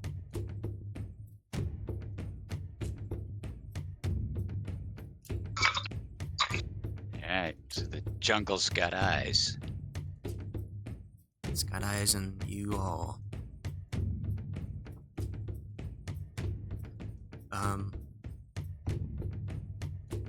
Is there anything you'd like to discuss or do in this day's travel? I want to stay like following the dude, but if I see any of the where's that chat? The resources. I want to pause, have the group pause so I can collect some.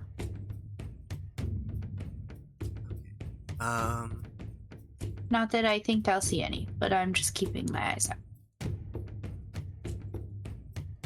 Yeah, you'll have to get further into the jungle to see most of these. Some of them are from live animals. But is there anything anyone else would like to look for or talk about?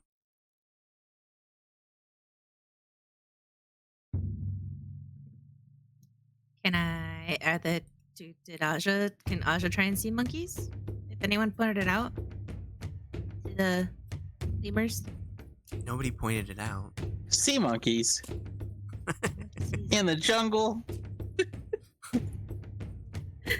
Dang. I guess Aja would be like still trying to like find something to hunt. But if nobody pointed out the lemurs, very well. Loki and Ashe, do you point out the eyes that are following you? Oh. Sure, yeah. Toads. Okay. And Whoever wants to can roll perception to try and find these creatures.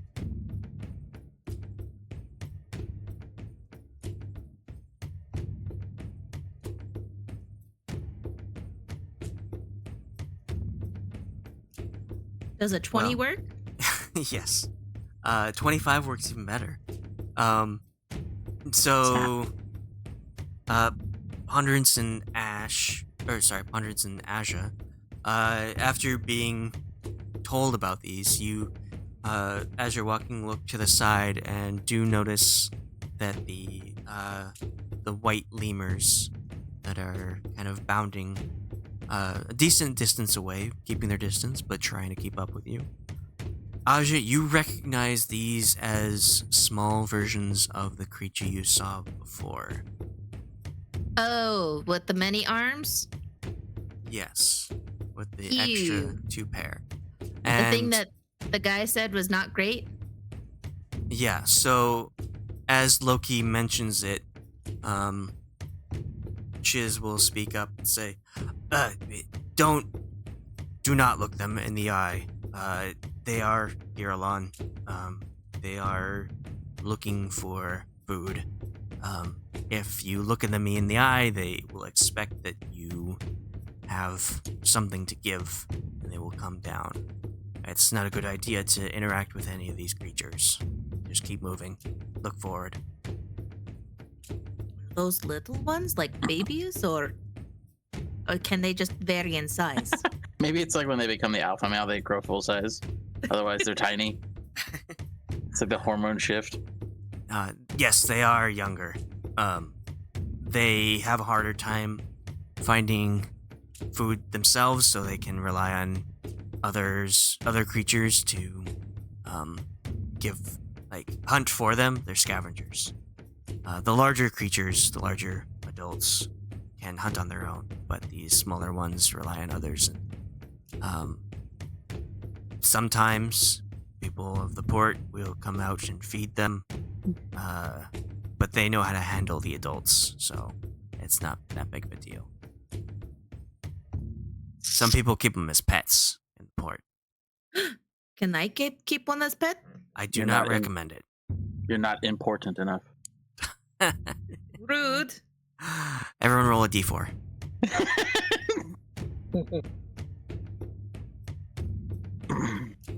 Well, everyone except Cahoon. And you take that much psychic damage. God. Oh, we're actually taking the damage and not just Yes. the like emotional Because we damage? leveled up. Yeah, you are- Emotional damage. You can handle it now. You're level 10. I'm a big kid now. What? Hey, you got your pull-ups on. You don't remember that commercial? Are you too No. young for that commercial? No, I do, but I swear, like, I heard someone like pouring water after you Oh. did that, which was like, Sheila, can you roll a d4? Like 4D theater? Or like the movie where like the dog sneezes and it sprays on you? yeah, but like making piss noise after that was just a choice. All right. So, Aja, yeah. They say that they keep those as pets, but you can do what you like. And this guy says no. I guess Aja would understand that. Aja bows to no man. Well, good thing he's not a man. He's a lizard guy.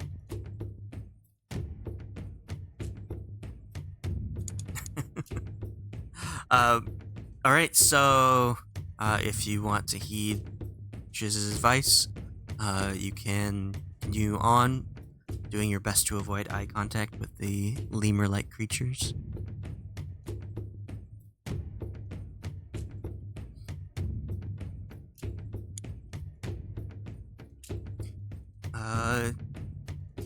But after several hours of traveling, it seems like these creatures are growing in number. It's a lot easier to spot them. It seems like maybe there's about a dozen now. Before there was only 3 or 4. But they seem to really want whatever you're holding, and they want your attention.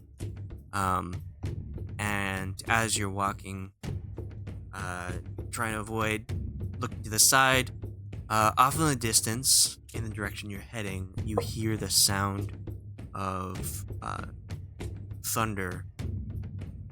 And you look up through the dense canopy, and you see dark clouds in the direction you're heading. And Chiz says, "All right.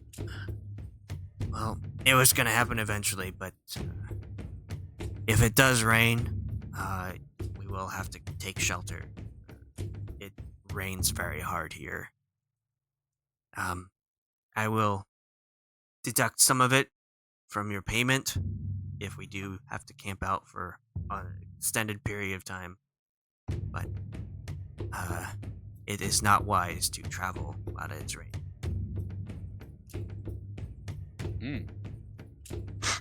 Okay.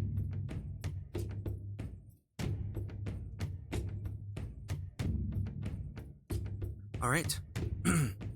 And with the sound of thunder in the distance, it seems to frighten the Gearlon away, the young Gearlon, and they scatter back into the forest, and you can no longer see any that are following you as you make your way down the trail. And you travel for the rest of the day. The trail itself, though it wasn't really a firm trail to begin with, it was something to go off of. Some grass or trees that are pushed aside to make this trail. And as you go deeper and deeper into the jungle, the pressed down dirt and mud and whatnot starts to give way to more rocks and grass. Some trees manage to find their way to block the path, and it seems like this trail is fading the deeper you go down into the forest.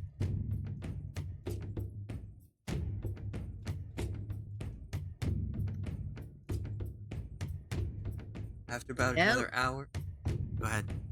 Oh, is there any, like, so we stopped because of the rain, right? Not yet. Oh, okay. Is there something? But we you might want? have to. Yeah, okay. Never mind. So as you are walking, about another hour passes, and you start to feel the light drops of rain coming down. Chiz will continue on and say, so it's starting to rain. We should push on as much we can to get through this.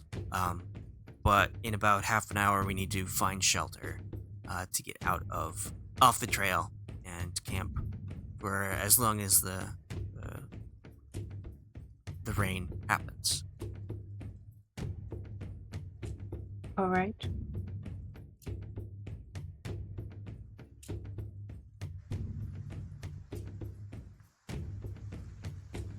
Why is it so bad for rain? You'll find out. Huge drops. Y'all need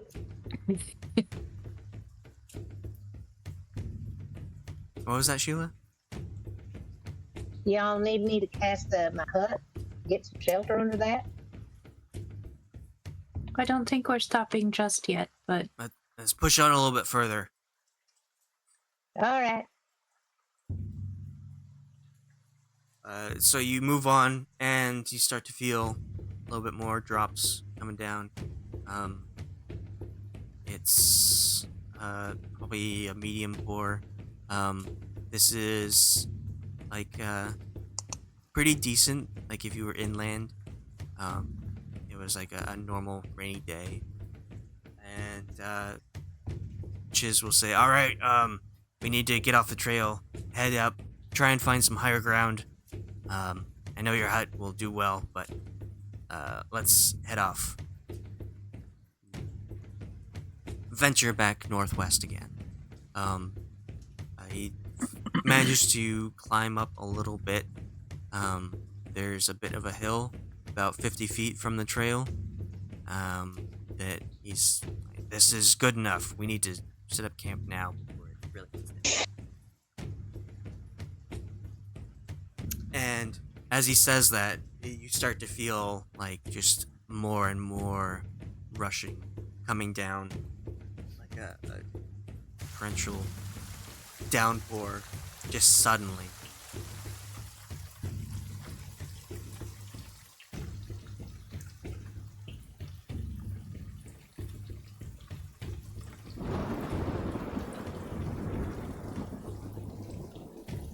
Sheila, do you set up your hut? Yes, I do. Okay. You managed to find a good spot and set up your hut. Just in time as all this rain comes pouring down, the mud underneath your feet starts to push back as you start sliding down the hill to the water just comes suddenly.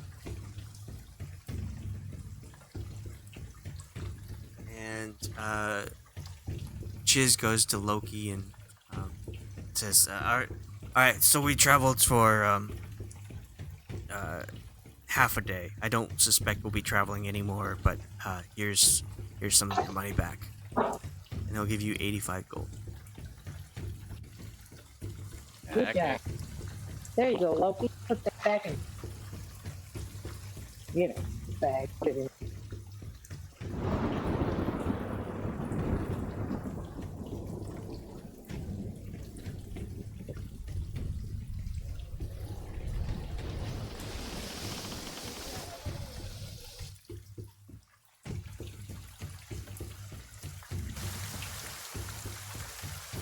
Okay. So you traveled for roughly half a day before you managed to get all this rain coming down.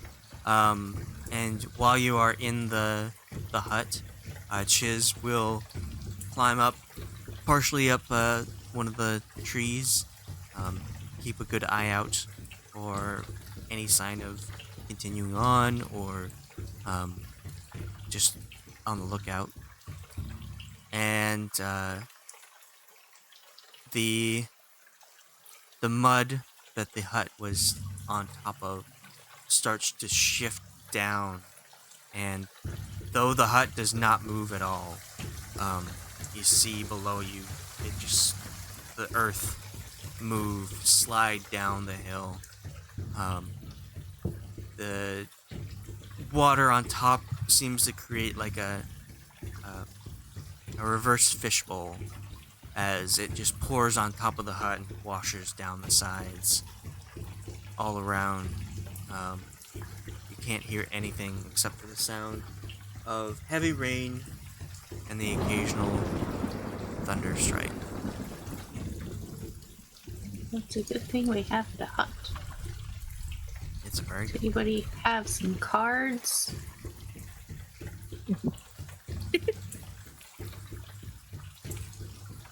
I have some rope. I have chalk. You guys are terrible at games.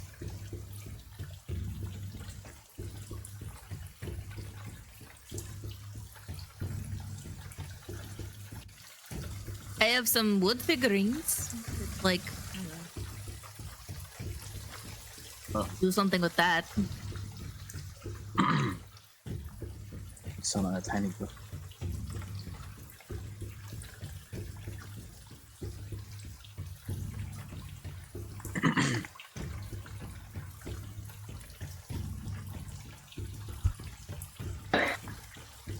As you are talking about passing time, you notice that Chiz up in the tree is kind of clinging to it, and suddenly he will get up and move to the side to try and flatten himself against the trunk as best he can. And you all look around and you see Oh yeah, that's up. you see a very wet looking leopard jumping from tree to tree, and it as it moves, you can roll either a history or a nature check. How about capture animal? I mean, if you want, you can shoot at it from the hut. No, like make it as pets. Okay, I mean, that too.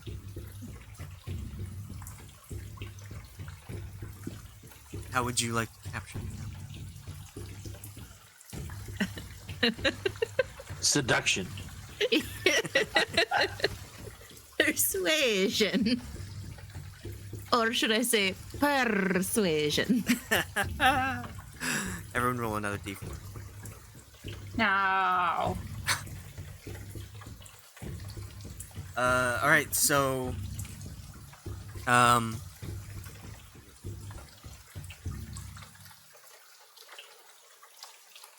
Aja and Ashe, you as you're watching this wet cat jump around through the trees, you see that it is much like a leopard you would see on the mainland, but like the Giralon, there is something very odd about it.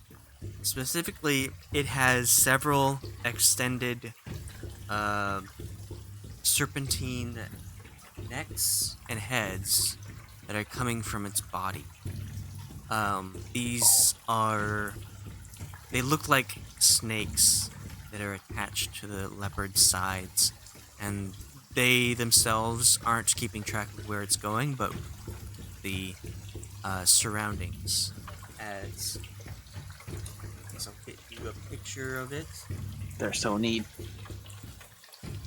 Void Displacer, go! Yeah, that's what I was thinking. Displacer Beast. Weird. It's just a jaguar with snakes coming out of it. It's got worms. No, it's not. It's, yeah, what is Some of them make it look like kraken tentacle things occasionally. But yeah, these snakes are looking around.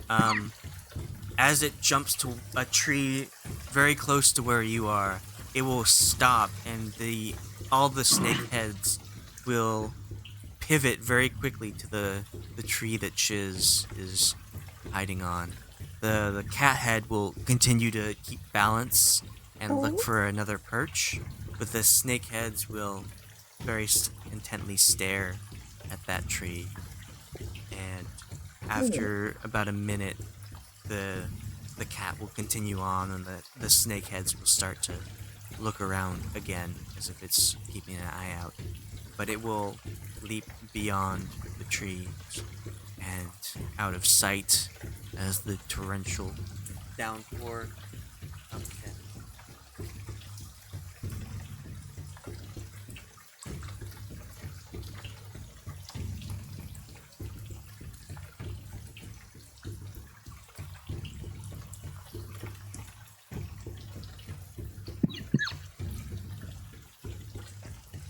All right. Is there anything you would like to do while you are waiting here?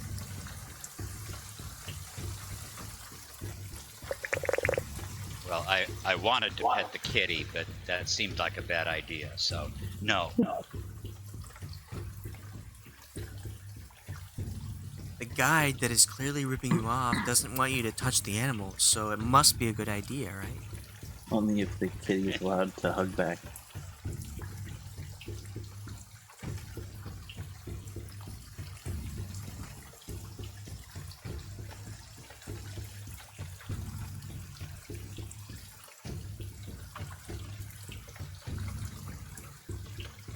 Did the rain stop?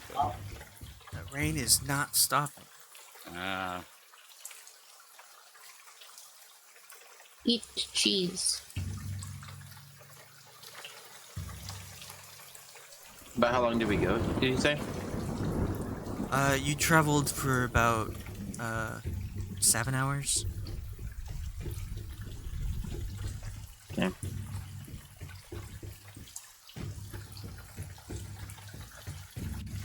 So we got some time to kill while we wait for the rain to stop, right? Anybody want to play Mumbly Peg with throwing axes?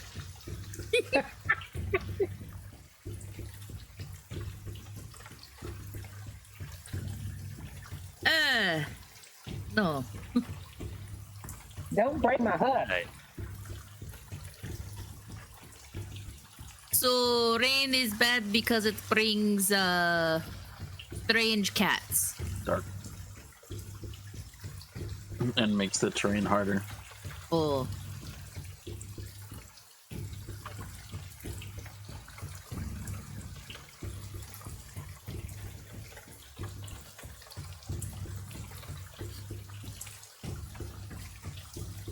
Well, as you are waiting, it doesn't seem to be getting any better.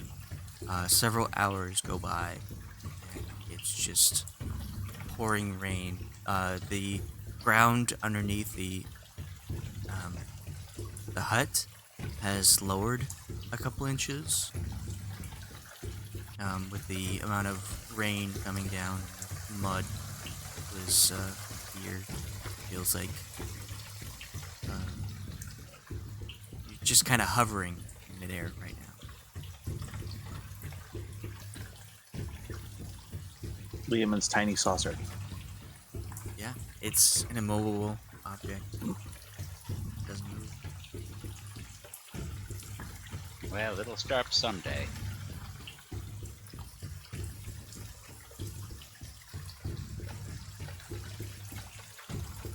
All right.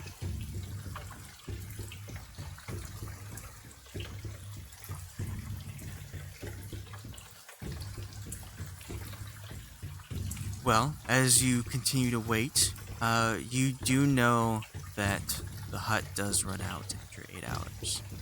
So it'll have to be recast. If you do have to do that, if you do have to wait out for the rest of the day.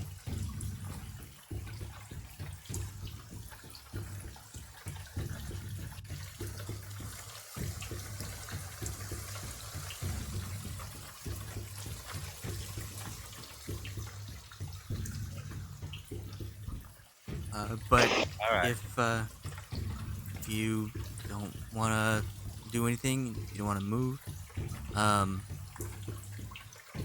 you do Oh, I'm sorry, notice the guide said we can't go in the rain.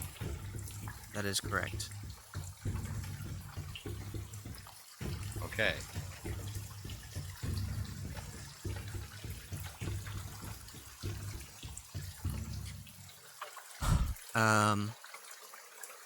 If you wait a couple more hours, you see through the heavy rains, you see Chiz start to make movements again.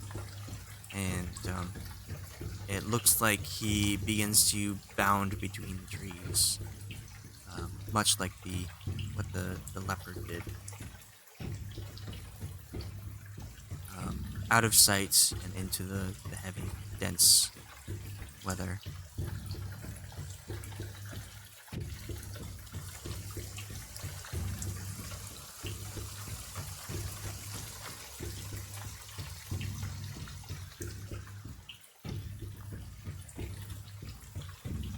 Do we want to try and follow him, or We should probably just wait for him. He's probably checking to see if it is safe. How dark? How light? How much light? It's still in the day, but the massive amount of rain really gets down, so it's dim light at this point.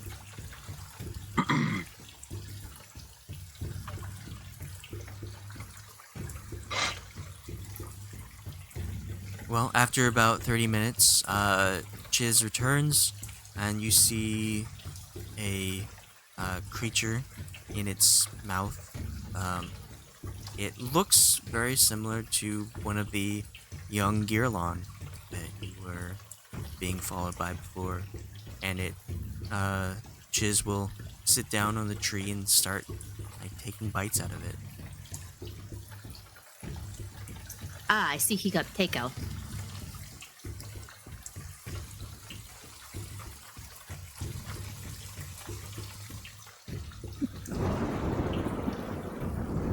Right. Well, see, we got more time to kill.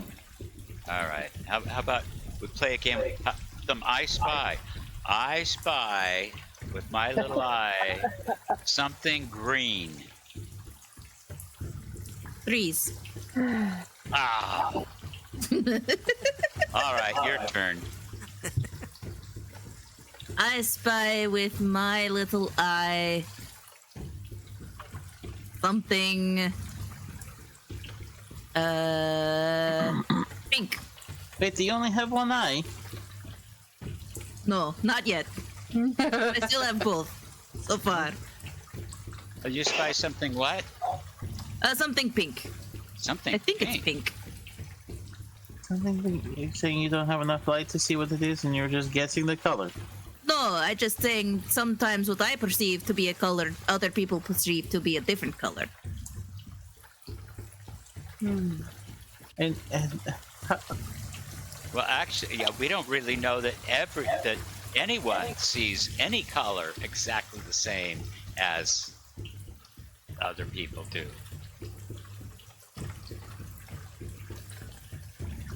So then we're saying we're not going to win, that we're going to be bad at this color, at this game. Oh, well, obviously bad. I mean, if you say that looking through your eyes is like looking at the kaleidoscope, how are we supposed to know what color you're actually looking at? Well, I'm just saying I think it's pink. I All spy right. a thing that's pink. Is it a tree? No.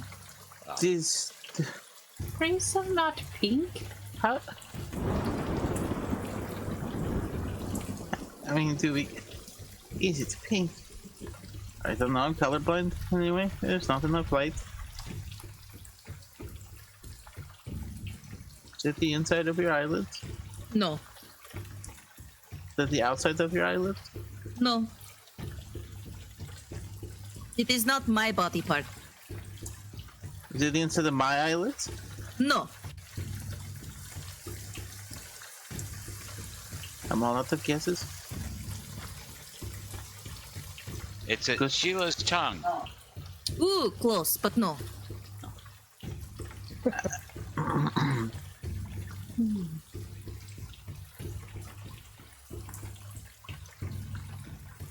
Do you give up? Is it Yes, Sheila's I- eyelids? I win. You win. It was Sheila's horns. Wow. Close to I her didn't even tongue. think of that. I don't have a mirror. I'm pretty sure those are pink. That's pink. Yeah, I guess so.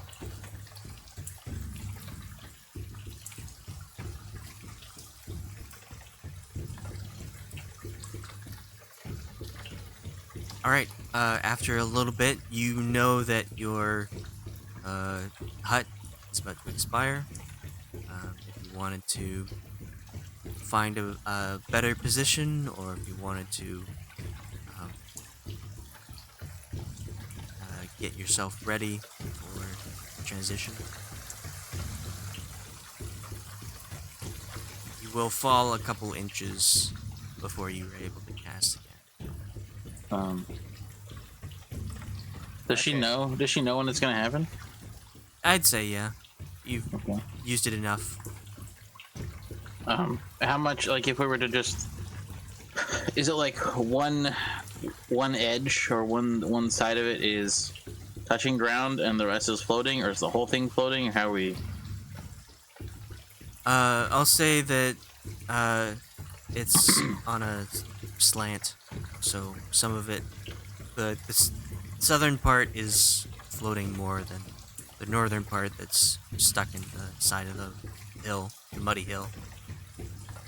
Then I'm just gonna. If there's a tree nearby the part that's still stuck into the hill, I'm just gonna walk out and stand by the tree. Okay. As soon as you walk out, you are completely drenched in water, as if you just jumped into the sea. Good, he needed bath.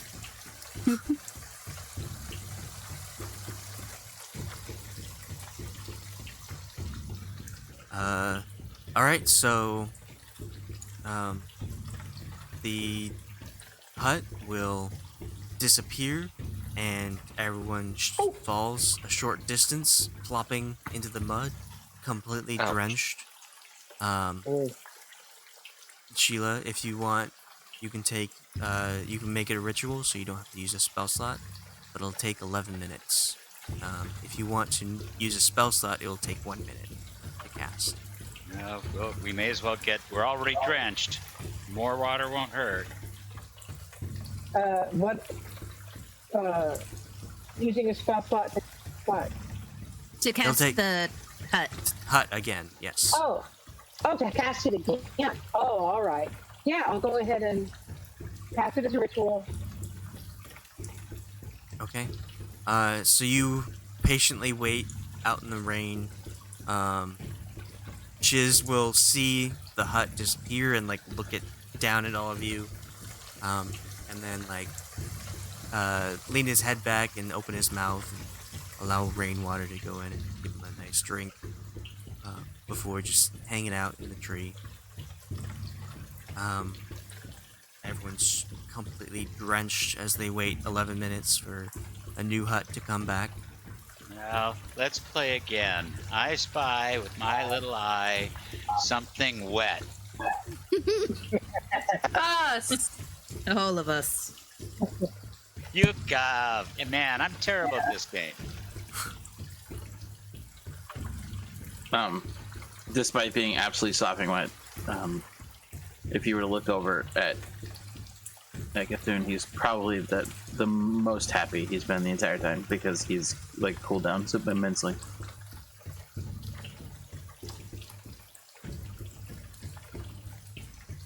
And after that ritual time, a new hut will appear. Most likely everyone will rush back in to get out of the rain. Whoever's looking will see Chiz chuckle slightly to himself as he just hangs out in the rain.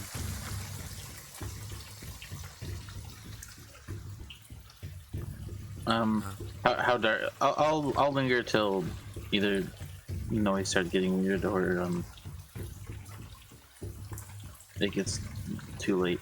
I guess essentially I'll take the first watch.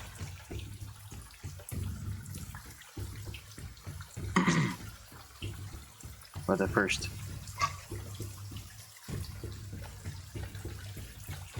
Hearing.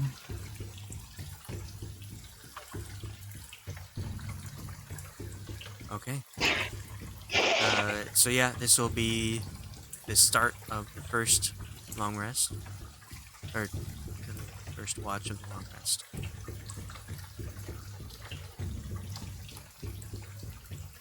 Who else would like to do this next watch? Probably Asha?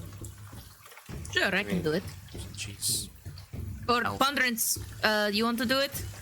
My character doesn't sleep, so Oh. You should do it. do it. You should do all of them. You lazy bitch. I mean, I Lazy need to because he be doesn't sleep. I need to be inactive and motionless for 4 hours, but that Yeah, means I that's can pretty much take what we watch pretty call easily. sleep.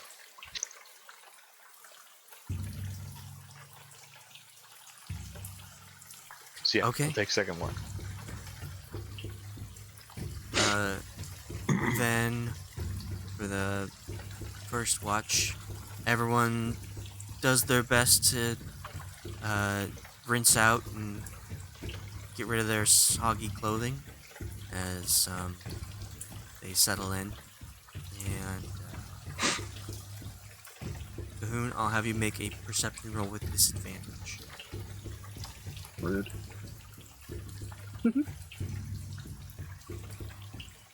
Suck it. 17. No, it's 16. Well, no, you rolled twice, the 17 and the 20. No, the 17 is from way earlier. Oh, is it? Yeah. I did not see that. Okay. Well, 16 is good enough. As you hang out inside of the hut, you see not a whole lot. It's very hard to see throughout this whole thing.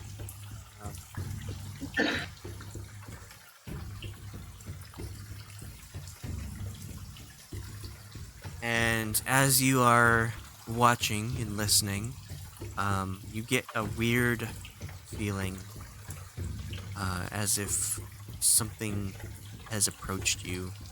And though you can't see it, you do feel it. I want you to make a religion check.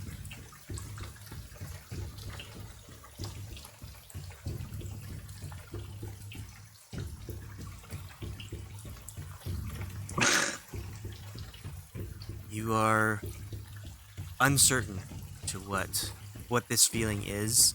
You felt it before, but can't determine when or what it is. But something has gotten closer to you. You felt it nearby.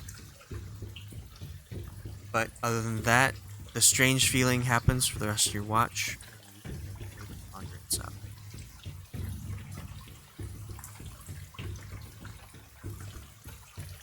I will.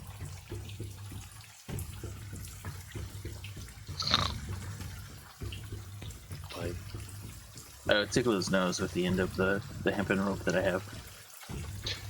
Tee-hee.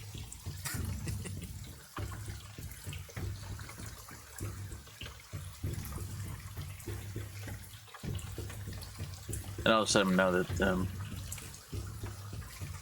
I didn't hear or see anything. I just felt weird.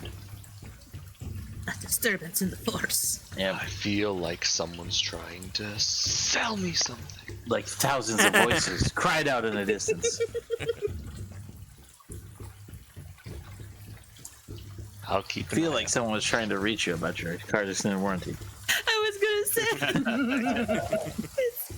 It's just the insurance.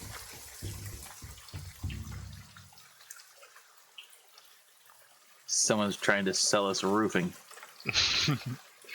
Alright, do you need We're me to getting roll like, roofied? perception?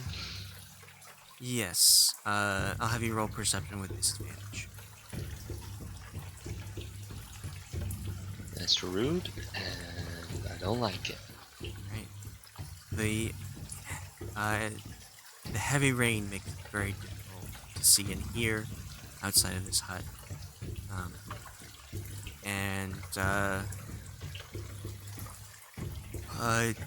It's very uneventful. You do see Chiz hanging out in the tree. Just like watching, keeping eyes on the hut. Doesn't seem like he sleeps, which is rather odd. But, yeah, you don't notice anything but the heavy rain that hits the hut, drips down the side. Cool. Alright, and you all get your long rest once more.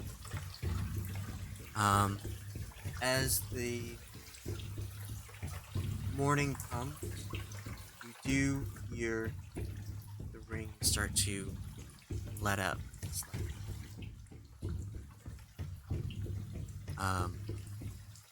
The Ponderance can wake the entire group or let them wake up as natural. And you all notice that though it is still raining, it is not as heavy as before.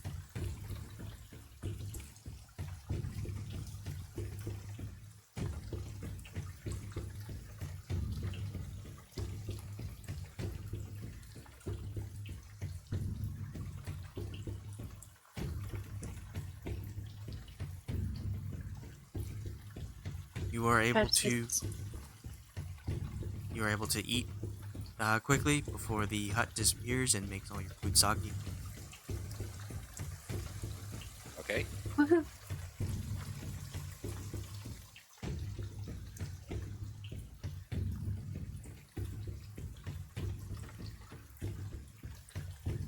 Another day in the rain.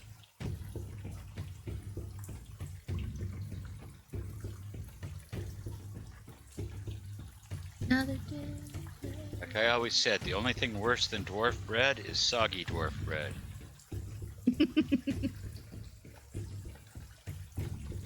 Did we bring dwarf bread? No. But I still always say that. Didn't know the dwarves could bake. Yes.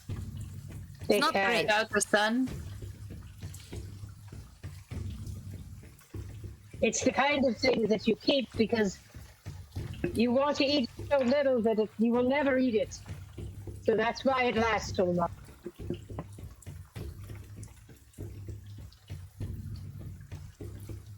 If you carry dwarf bread, you'll never run out of food. That's That elf doesn't bread. mean you won't starve. It's No, dwarf- theoretically edible. Yeah, dwarf bread is like last option rations. And even then, you'd rather starve than eat. Yeah, exactly.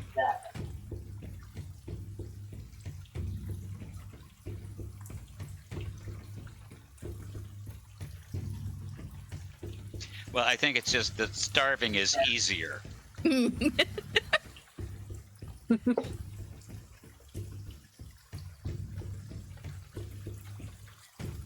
Alright, so you eat your food, and just in time as you pack up everything and the hut disappears, you again fall a short distance as the mud has shifted in the night. And upon seeing the hut disappear, Chiz will climb down the tree and approach Loki and the rest of the group and say, so it's still raining pretty hard. It's best we move to get some distance before it starts raining a lot again. All right.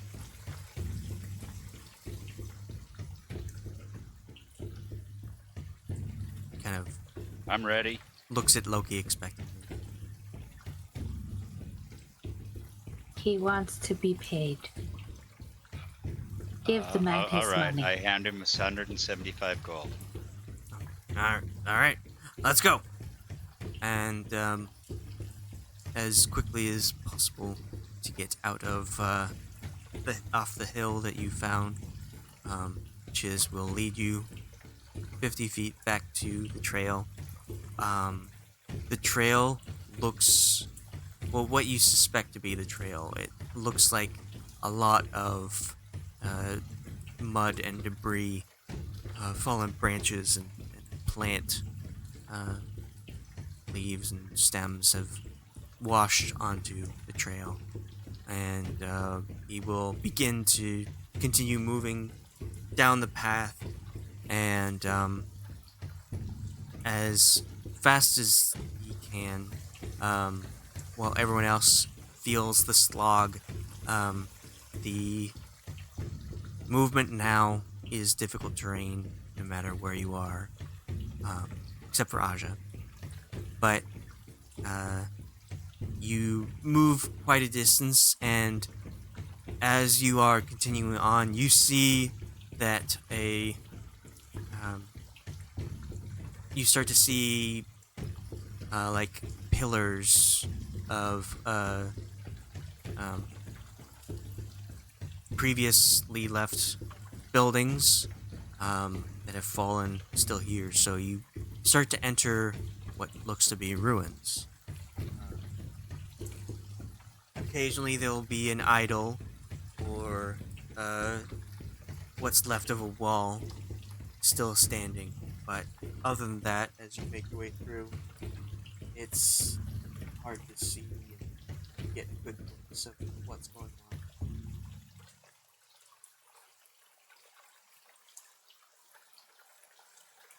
Ooh. And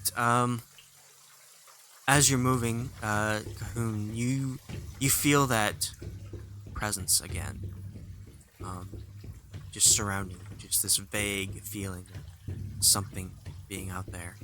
And as you are moving through these ruins, kind of are looking around, and with the amount of rain washing down, it still feels pretty cold, but suddenly a wash of chill air will hit you, and from the distance we'll see a 2 points of light about 6 feet high off the ground come into focus, and you will hear a as this creature materializes in front of you. It looks to be a skull that has some sort of headgear on, possibly a headdress, or like various fronds and feathers. And this creature shows up in front of you. And when this first one shows up, you start to hear more of these sounds around you through the heavy rain. It's the ring wraith! Run! Frodo, run! This. And Nar. that's where we'll end it tonight. Dun dun dun. Get some spookiness before Halloween. Yeah. Yeah. Let me see here. I don't understand Here we these are. black area. What? That means you can't see. There's old pieces of buildings there, so you can't see behind those. Okay, those are Yeah. that's the ruins. Yeah, those are the ruins. So it's Yeah, so showing you the there's- area. There's a wall out of here, view. a wall here, and a wall here. Right. Some Okay. stones.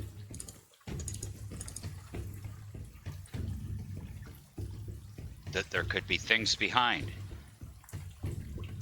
We don't know. Boor. And we'll roll initiative next time. Well then. Okay. Why don't we take initiative and do it now? Well, that would be showing initiative. It's a good thing we ended, or else I'd have people roll for us just at the start. Oh yeah, there's at least Oh God, we're probably two surprised, more of aren't those we? things. We Yeah, can't be I see surprised. another one up in the. Can't? I'm You can not see kidding. another We one can up still in be- the upper right. You can just barely see him poking out in the upper right of the. Yeah, people I have can't. different perspectives of what they can see. Yeah. Oh right. Yeah, there's one This- in the upper right of the map. It's like the water down below us. This one was the one that was directly like where you could see In it front of you. materialize. Okay. See one for our. We can see one off to our left hand side. Come on, man. What? Oh no, sorry.